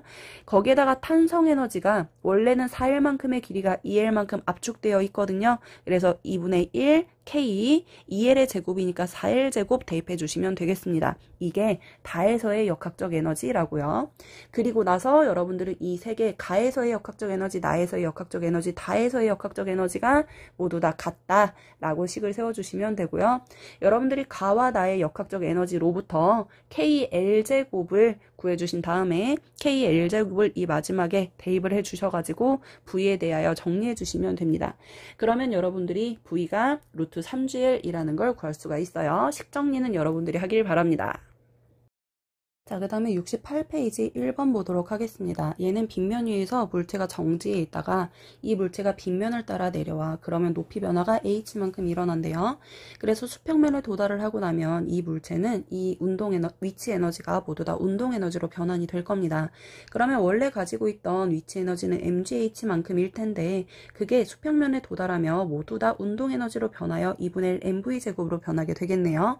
그런데 이때 이 운동 에너지가 열심히 운동을 해서 이 용수철을 최대로 압축을 시켰대요. 그러면 그 순간 이 물체는 정지할 거거든요. 그러면 그 운동 에너지가 모두 다 2분의 1 kx제곱 탄성 에너지로 변한다 라고 생각을 할 수가 있겠습니다. 이걸 우리가 이 표의 상황에다가 적용을 해보도록 할게요. 지금 질량과 위치, 그 다음에 용수철의 늘어난 길이가, 압축된 길이가 표현이 되어 있는데요. 우리는 이 관계에 의해 이 물체가 질량이 얼마이냐 높이가 얼마이냐에 따라 용수철의 압축된 길이가 달라질 수 있음을 파악할 수가 있거든요. 그래서 우리는 식을 다시 한번 쓰면 질량이 클수록 높이가 높이 있을수록 이 물체의 탄성 에너지가 커진다, 이렇게 식을 세워줄 수가 있고, 이때 우리는 m과 g와 그 다음에 x의 관계를 알아보기 위하여 필요 없는 걸 모두 다 빼고 나면 질량에다가 h를 곱한 값은 x제곱의 비례함을 파악할 수 있습니다. 그리고 나서 문제에 적용해 볼게요. 먼저 우리가 기억을 구하기 위하여 원이랑 투 상황을 체크해 볼 텐데요. 질량이랑 위치를 곱한 게 x제곱에 비례한다 라고 되어 있거든요. 그러면 1번에서 두 개를 곱해봐. 그러면 50이거든. 그리고 x를 제곱하시면 4입니다. 질량과 위치를 곱했을 때 50에 해당하는 값이 4라고 생각을 해주시고요. 그 다음에 2에서도 마찬가지로 질량과 위치를 곱해요. 그럼 100이거든요. 몇 배만큼 증가했냐면 2배 증가했어요. 마찬가지로 MH가 2배를 증가했으면 X제곱도 역시 2배가 증가해야 하니 기억 자리에 들어가야 하는 건 8에 해당한다라고 생각하시면 됩니다. 그런데 얘는 제곱이잖아요. 그렇기 때문에 8에다가 루트를 씌워주시면 기억값은 2루트 2라는 걸 체크할 수 있겠습니다. 같은 방법으로 3의 경우도 봐주시는데요. 얘 같은 경우는 늘어난 길이가 2라고 되어 있어요. 그래서 2에 제곱하시면 역시 여기도 해당하는 게 4라고 생각하시면 되는데, 우리가 아까 x의 제곱이 4일 때는 mh 값이 50이라고 얘기했었거든요. 그래서 질량에다가 위치를 곱한 값이 50이어야 하는데 질량이 지금 2라고 되어 있으니 니은에 들어갈 값은 25구나, 이런 식으로 파악해 주시면 된다고요. 자, 기억번 봐주세요. 기억은 2보다 크다라고 되어 있거든요. 우리가 아까 기억에 들어갈 값은 2루트 2라고 했으니 2보다 큰 값 맞습니다. 그 다음에 니은도 마찬가지로 우리가 아까 구했더니 h가 25라고 했거든요. 50보다 작은 값이 맞아요. 그래서 기억 니은 맞고요. 그 다음에 디귿에서는 물체의 속력 물체의 속력을 비교하라고 되어 있어요. 2와 3번에서 비교하라고 되어 있는데요. P지점은 수평면이야. 이 수평면에서 속력은 뭐와 관련이 있냐면 물체의 위치와 관련이 있거든요. 물체의 위치가 높으면 높을수록 물체의 속력이 커지는데 이거 우리가 식 한번 다시 한번 정리하면 mgh는 2분의 1 mv제곱이라고 쓸 수가 있고요. 같은 거 모두 다 빼주시면 v값은 루트 2gh라고 해서 오로지 위치에만 관여를 합니다. 그런데 2번하고 3번을 비교하시면 2번에서는 위치가 50이고요. 3번에서는 위치가 25라고 얘기했었잖아요. 2번에서의 위치가 더 높습니다. 따라서 2에서가 3에서보다 작다라고 되어 있는데 2번이 더 크다라고 해주셔야 됩니다. 디귿번은 틀렸어요. 정답은 3번입니다. 그 다음에 2번 문제 볼게요. 2번 문제는 A와 B가 실로 연결되어 있고 그 다음에 오른쪽으로 힘이 작용하고 있어요. 이 힘이 시간에 따라 어떻게 작용하고 있는지 나의 그래프를 보시면 알 수가 있고요. 이 물체는 0에서 2초 동안에는 정지해 있다라고 되어 있는데 0에서 2초 동안 보시면 힘은 60만큼 작용을 하고는 있거든요. 그런데 정지해 있다는 건 AB 물체가 지금 현재 평형 상태이다라는 걸 알 수가 있습니다. 그 다음에 2에서 4초 동안에는 힘의 크기가 120만큼, 4에서 6초까지는 힘의 크기가 0이라고 되어 있는데요. 어쨌든 2에서 6초까지는 최종적으로 움직이고 있다라고 생각해 주시면 되겠습니다. 그럼 우리가 0에서 2초 사이에 지금 현재 물체가 정지해 있으므로 AB에 작용하는 힘을 표현해 보도록 할 텐데 우리 간단하게 A를 가지고 힘의 평형을 표현해 보도록 하겠습니다. A의 질량을 우리가 명확히 모르기 때문에 M1이라고 표현을 하자면 A에 작용하는 중력은 중력가속도가 10이라고 되어 있으므로 10M1이라고 표현할 수 있겠네요. 이때 A에 작용하는 중력은 A를 기준으로 위쪽에 장력이 작용하고 있는데 이 장력의 크기와 중력의 크기가 같다라고 표현하시면 되고요. 이때 장력의 크기는 얼마냐면 0에서 2초 사이에 작용하는 힘이 60이야. 근데 이 60이 B를 기준으로 60만큼 F의 값이 60이라는 걸 알 수가 있거든요. 근데 B도 역시 평형 상태이기 때문에 오른쪽으로 작용하는 힘과 왼쪽으로 작용하는 장력의 크기가 같아야 B도 평형일 수 있거든. 그렇다는 건 B의 왼쪽에서 실이 당기는 힘의 크기가 역시 60이라는 걸 알 수가 있습니다. 그러면 이 장력은 그대로 연결돼서 물체 A도 역시 60으로 당기고 있다. 죄송해요.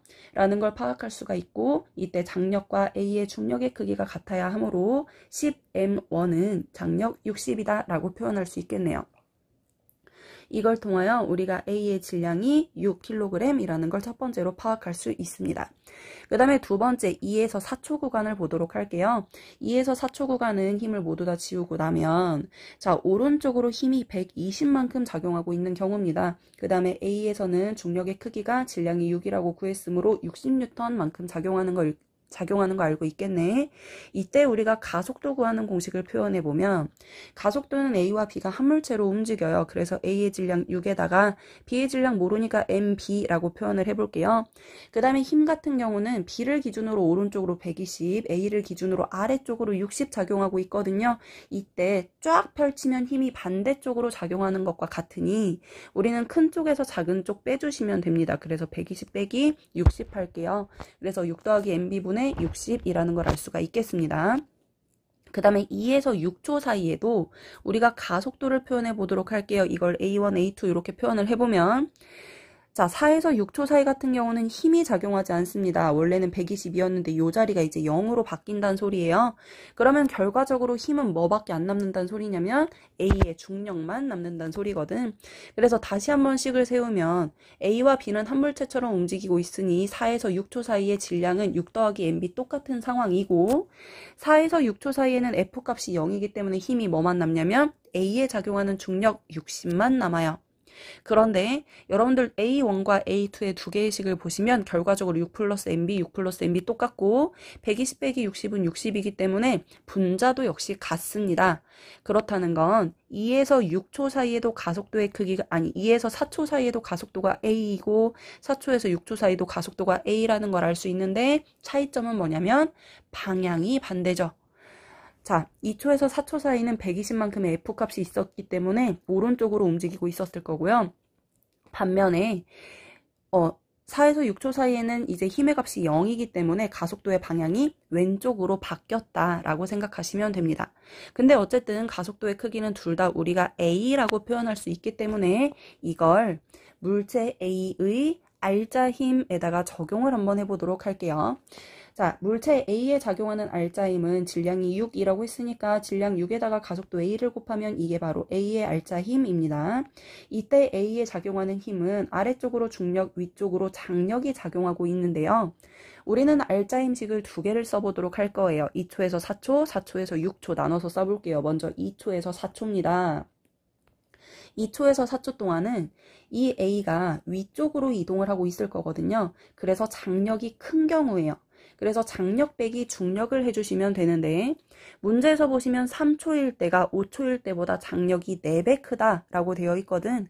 그래서 우리는 2에서 4초 구간의 장력의 크기를 4t라고 표현을 하고 4에서 6초 구간의 장력의 크기를 t라고 표현할게요. 그러면 3초일 때 장력이 4배인 게 맞잖아요. 그래서 이때 장력 우리가 4t 빼기 중력의 크기 60이라고 표현할 수 있겠고 그 다음에 4에서 6초 사이도 마찬가지로 똑같이 A의 알자힘을 표현해보면 A의 알자힘은 6A인 건 변함이 없어. 그런데 4에서 6초 사이는 작용하는 힘이 중력밖에 없을 때라고 했잖아. F가 0이니까 그럴 때는 A가 아래쪽으로 움직일 겁니다. 따라서 60 빼기 4에서 6초 사이의 장력 T를 해주셔야 돼요. 자, 그러면 이 두 개의 식을 여러분들이 연립만 해주시면 간단하게 장력 T 값을 구할 수 있는데요. 6A, 6A는 같은 값이니까 오른쪽을 가지고 연립을 해주시면 장력의 크기가 24N이라는 걸 구할 수가 있겠고 장력의 크기가 24N인 걸 통해 이 아래 거식 또는 위에 거식에다가 장력 대입만 해주시면 가속도 값도 구할 수 있어요. 가속도가 6m/s 제곱이라는 걸 구할 수 있습니다. 이렇게 여러분들이 물체에 작용하는 장력과 가속도의 크기를 구한 다음에 그 다음에 비의 속력을 구할 수가 있는데요. 우리가 아까 맨 처음에 이미 가속도 구하는 공식을 써놨어요. 이때 가속도가 6이라고 했거든. 여기에다 그대로 대입하시면 B의 질량을 표현할 수 있겠습니다. B의 질량 같은 경우는 여러분들이 식대입만 잘 해주시면 4kg이라는 거 계산할 수가 있고요. 그 다음에 최종적으로 구하라고 한 건 뭐냐면 B가 0에서 6초 동안 이동한 거리를 구하라고 했어요. 근데 0에서 2초 동안에는 정지에 있었으니까 거리를 구할 필요가 없고 우리는 2에서 4초, 4에서 6초 동안 이동한 거리를 구해주시면 되는데 이때 얘는 가속도, 등가속도 운동을 하고 있으므로 등가속도 운동식에다가 적용해 주시면 됩니다. 먼저 2에서 4초 동안이에요. 우리가 등가속도 운동식에서 거리를 구하려면 S는 2분의 1, S는 V0t 더하기 2분의 1 AT 제곱 하시면 되는데 이 물체들은 처음에 정지해 있었으므로 V0t가 사라져요. 그래서 이동거리 구하실 때는 2분의 1 AT 제곱 해주시면 되는데요. 2분의 1에다가 가속도는 6이라고 했고 2에서 4초 사이의 시간은 2초니까 제곱하시면 4입니다. 그래서 12m 이동했어요. 2에서 4초 동안. 그런데요. 4초에서 6초 때도 마찬가지입니다. 가속도의 크기는 같으나 방향은 반대라고 했거든. 그래서 2분의 1 가속도 자리에다 마이너스 6 대입하시고 역시 2초니까 4 대입하시면 되는데요. 마이너스 10이라고 되어 있거든. 여기서 마이너스는 방향이 반대라는 소리예요. 그래서 B가 처음에 여기에다가 12m만큼 오른쪽으로 갔다가 12m만큼 왼쪽으로 돌아왔다라고 생각하시면 되고요. 총 이동 거리를 구하라고 했기 때문에 두 개의 거리를 더해 주셔야겠죠. 그래서 B의 질량은 4kg, 총 이동 거리는 이 12, 12 더하면 24m 이렇게 구해주시면 되겠습니다. 정답은 4번이에요. 그 다음에 3번 문제입니다. 3번 문제는 A에서 D까지 등가속도 운동하고 있다라고 되어 있고요. 이때 가속도를 A라고 놓도록 하겠습니다. 여러분들이 식만 잘 세워주시면 간단하게 해결할 수 있는 문제였는데 얘는 A에서 B, B에서 C, C에서 D 구간의 거리가 표현되어 있고요. 그 다음에 운동에너지에 대한 정보가 나와 있으니 우리는 거리와 속력이 포함된 등가속도 운동식을 활용해 보고자 합니다. 등가속도 운동식 세 번째 식을 생각해 보시면 EAS는 V제곱 마이너스 V0 제곱이라는 공식이 있었는데요. 여기다가 각 구간을 대입하여 식을 한번 표현해 보도록 할게요. 먼저 A에서 B 구간은 거리가 EL이라고 되어 있으니까 S 자리에다 EL 대입하시면 됩니다. 그러면 4AL은 VB 제곱 마이너스 VA의 제곱 이렇게 첫 번째 식을 써줄 수가 있고요. 그 다음에 BC 구간은 거리가 L입니다. 그래서 EAL 6L은 VC의 제곱 빼기 VB의 제곱이라고 쓸 수 있겠네요. 세 번째도 마찬가지로 이동 거리가 3L이니까 6AL은 VD의 제곱 빼기 VC의 제곱 이렇게 3개씩을 써주신 다음에 그 다음에 B에서의 운동에너지와 C에서의 운동에너지의 비교값이 나와 있는데 B에서의 운동에너지는 2분의 1, 질량을 M이라고 하면 M 곱하기 VB의 제곱이고 그 다음에 C 지점에서는 2분의 1 M에다가 VC의 제곱이라고 쓸 수 있는데 C에서가 B에서의 4분의 5배래요. 그래서 B에다가 4분의 5배 해주시면 되겠습니다. 우리는 이 운동에너지 정보에 의해 VC의 제곱을 표현할 수가 있는데요. 2분의 1m을 모두 다 약분하시고 나면 VC의 제곱은 4분의 5, 그 다음에 VB의 제곱이라고 표현할 수 있습니다. 얘를 각각 3개의 식에다가 표현을 하시면 되는데요. 먼저 두 번째 식에다 대입을 할게요. 그러면 VC 자리에다가 4분의 5 VB의 제곱을 대입하시고 나면 EAL은 4분의 1 VB의 제곱이라는 걸 알 수가 있고요. 이때 EAL은 4분의 1 VB의 제곱이니 이걸 첫 번째 식에다가 대입을 한번 해보자고요. 그러면 얘는 4AL이니까 2배를 해주면 돼서 2분의 1 VB의 제곱임을 알 수가 있고요.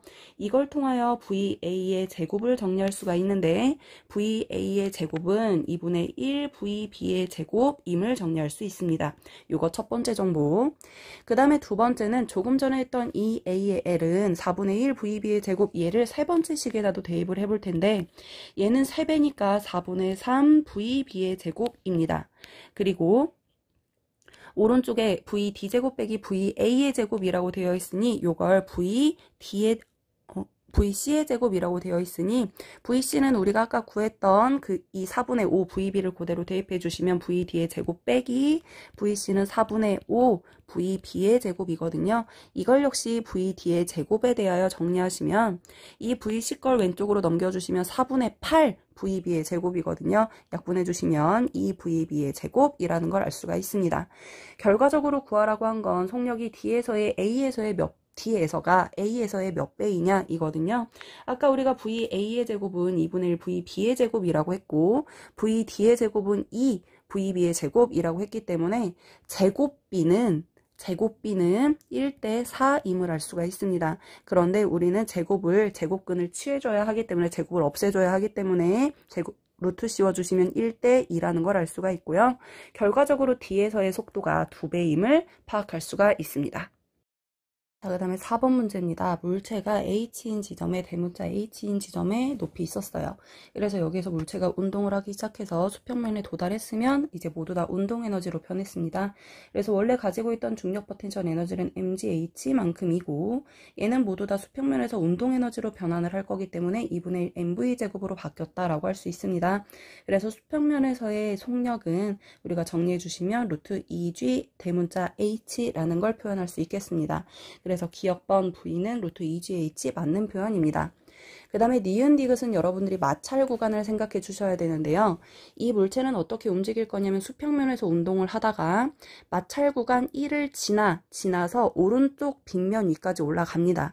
그러다가 다시 왼쪽으로 운동하여 소문자 H인 위치까지 올라갔다가 다시 내려와서 마찰 구간 1을 지나 P 지점에 정지하는 운동을 할 거예요.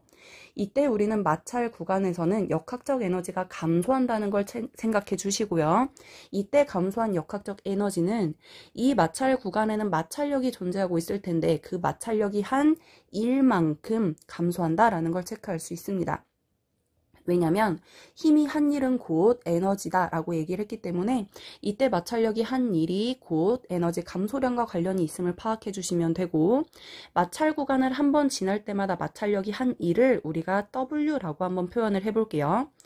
그러면 이 물체가 정지할 때까지 이 마찰 구간을 몇 번 지나는지 한번 생각을 해볼 텐데 처음에 대문자 H 위치에 있었을 때부터 첫 번째 마찰 구간을 한번 지나 그래서 오른쪽 빗면 위에 올라갔지. 그 다음에 다시 왼쪽으로 움직이며 마찰 구간을 두 번째 지나 그리고 소문자 H인 위치만큼 올라갔어. 그리고 다시 내려와서 또 마찰 구간 1을 지나 P 지점에 도달을 했으므로 얘가 정지할 때까지 마찰 구간을 총 몇 번 지나냐면 3번 지납니다. 그래서 어쨌든 최종적으로 정지했으므로 얘가 원래 가지고 있던 에너지가 모두 다 소모되었다라고 생각하시면 되고요.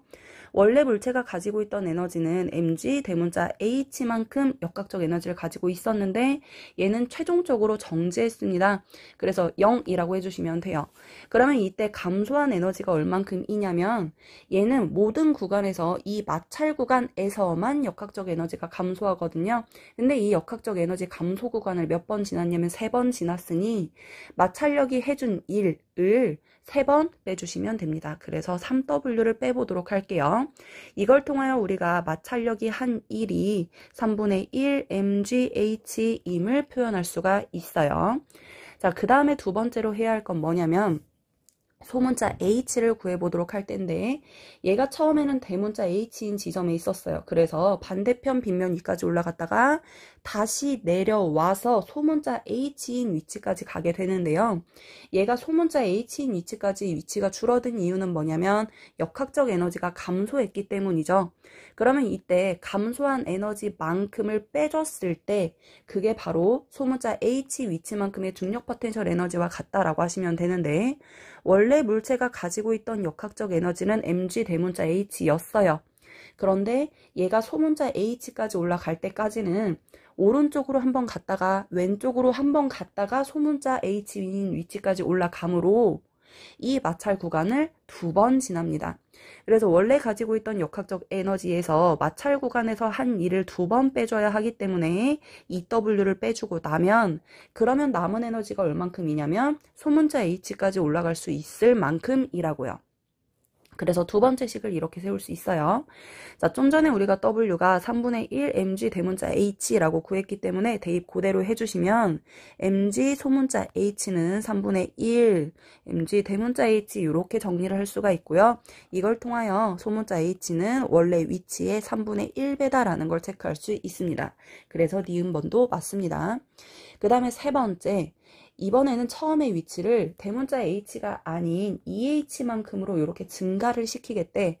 그러면 얘는 몇 번 왔다 갔다 하다가 P 지점에서 정지하겠느냐에 대한 내용이거든요. 이때 우리가 마찰 구간에서는 무조건 역학적 에너지가 감소한다라고 얘기를 했고요.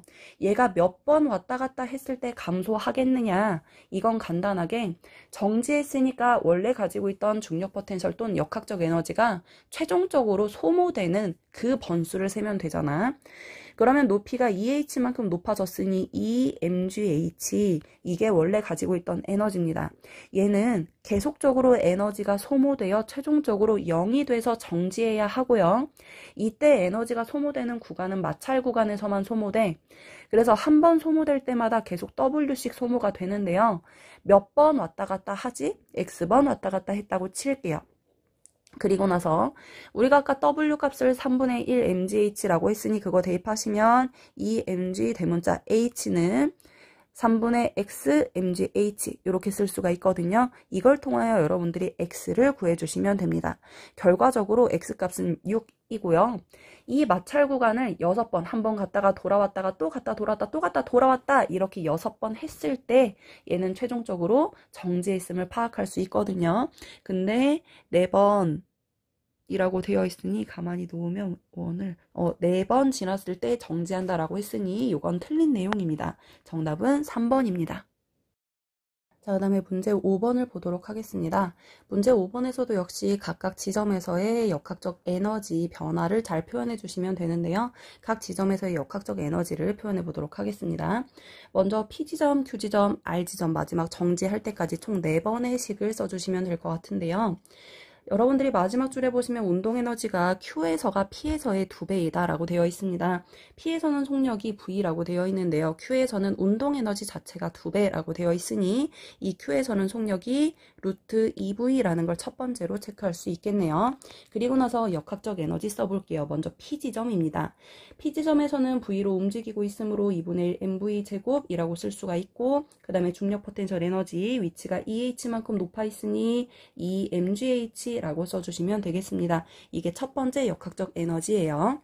근데 얘랑 P 지점에서의 역학적 에너지랑 같다라고 놓고 싶은데 문제에서 보시면 구간 A를 지나는 동안에 힘을 받았어요. 그래서 에너지가 얼만큼 증가했냐면 역학적 에너지가 2만큼 증가했다라고 되어 있습니다.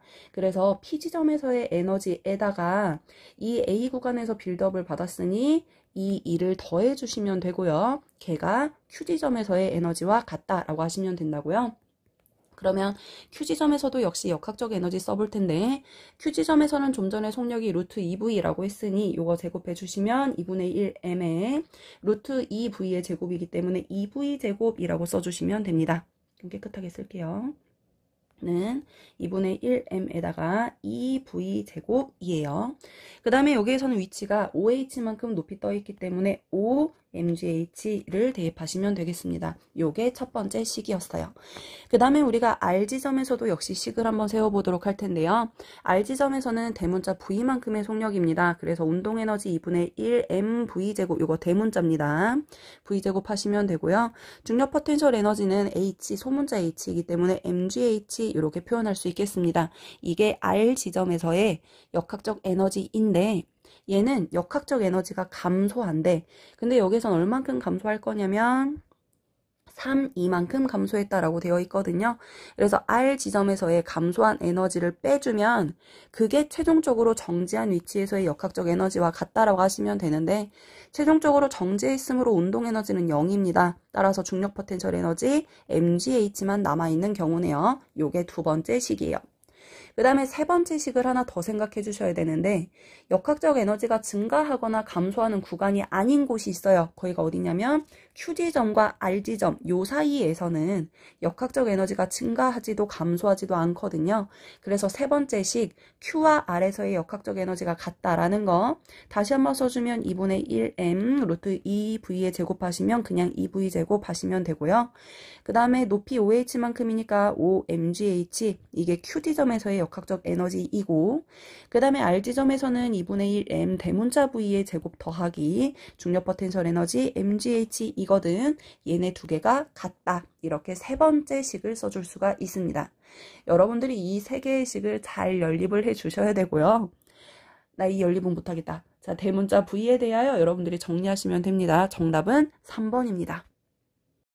그 다음에 6번 문제 A가 1kg짜리인데 먼저 7m/s로 오른쪽으로 움직이고 있었어요. 그러다가 B랑 충돌을 한 후에 A가 왼쪽으로 움직여서 빗면 위까지 올라갔다가 최종적으로 정지한 모습입니다. 그리고 B는 충돌 후에 V의 속력으로 움직이고 있대요. 이때 우리는 운동량 보존 법칙에 적용을 먼저 해보도록 할게요. A의 처음 운동량은 1kg짜리가 7m/s로 움직이고 있으니 7만큼의 운동량을 가질 거고요. 그 다음에 충돌을 하고 난 후에 A는 왼쪽으로 움직일 겁니다. 그 충돌 후의 속력을 모르기 때문에 VA로 표현해 보도록 할 텐데 질량은 1kg짜리니까 1에다가 VA 곱하시면 마이너스 VA 이게 운동량이고 그 다음에 B는 충돌한 후에 속력이 V라고 되어 있으니 질량에다 곱해주시면 3V라고 하시면 되겠습니다. 자, 그 다음에 조건은 뭐가 있냐면 A가 왼쪽으로 VA만큼의 속력으로 운동을 하며 빗면 위까지 올라갈 거예요. 그러면 VA에 해당하는 운동 에너지가 존재하고 있을 텐데 얘가 빗면 위에 0.2m까지 올라가고 나면 최종적으로 정지했다라고 되어 있습니다. 그러면 운동 에너지가 모두 다 중력 포텐셜 에너지로 변환되었다라고 생각할 수 있거든요. 따라서 충돌 후에 A가 가지고 있던 운동 에너지는 2분의 1 곱하기 질량 1에다가 VA에 제곱하시면 이게 충돌 후에 A가 가지고 있는 운동 에너지고요. 얘는 모두 다 빗면 위로 올라가서 중력 포텐셜 에너지로 변환이 되었으므로 질량 1에다가 중력 가속도 10에다가 0.2를 곱하시면 서로 이렇게 변환이 일어났다라는 걸 체크할 수가 있습니다. 이걸 통하여 A의 속력을 구해주시면 E라는 걸 표현할 수가 있고요.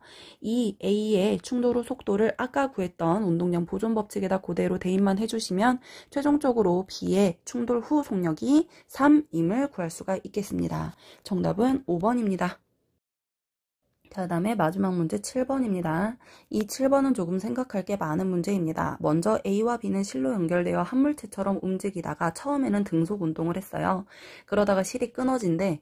그랬더니 A도 P에서 Q까지, B도 P에서 Q까지 동시에 움직였다라고 생각하시면 됩니다.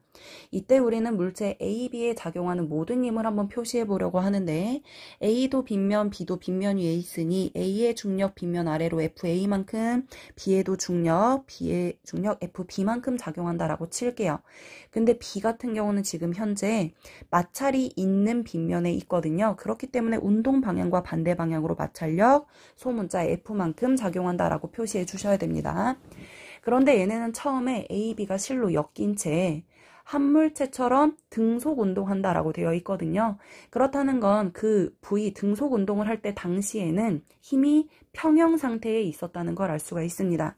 그래서 A, B에 작용하는 모든 힘을 생각해 보면 A를 기준으로 왼쪽으로 A의 중력, 그 다음에 B를 기준으로 오른쪽으로 B의 중력, 그 다음에 왼쪽으로 마찰력 F가 존재하고 있거든요.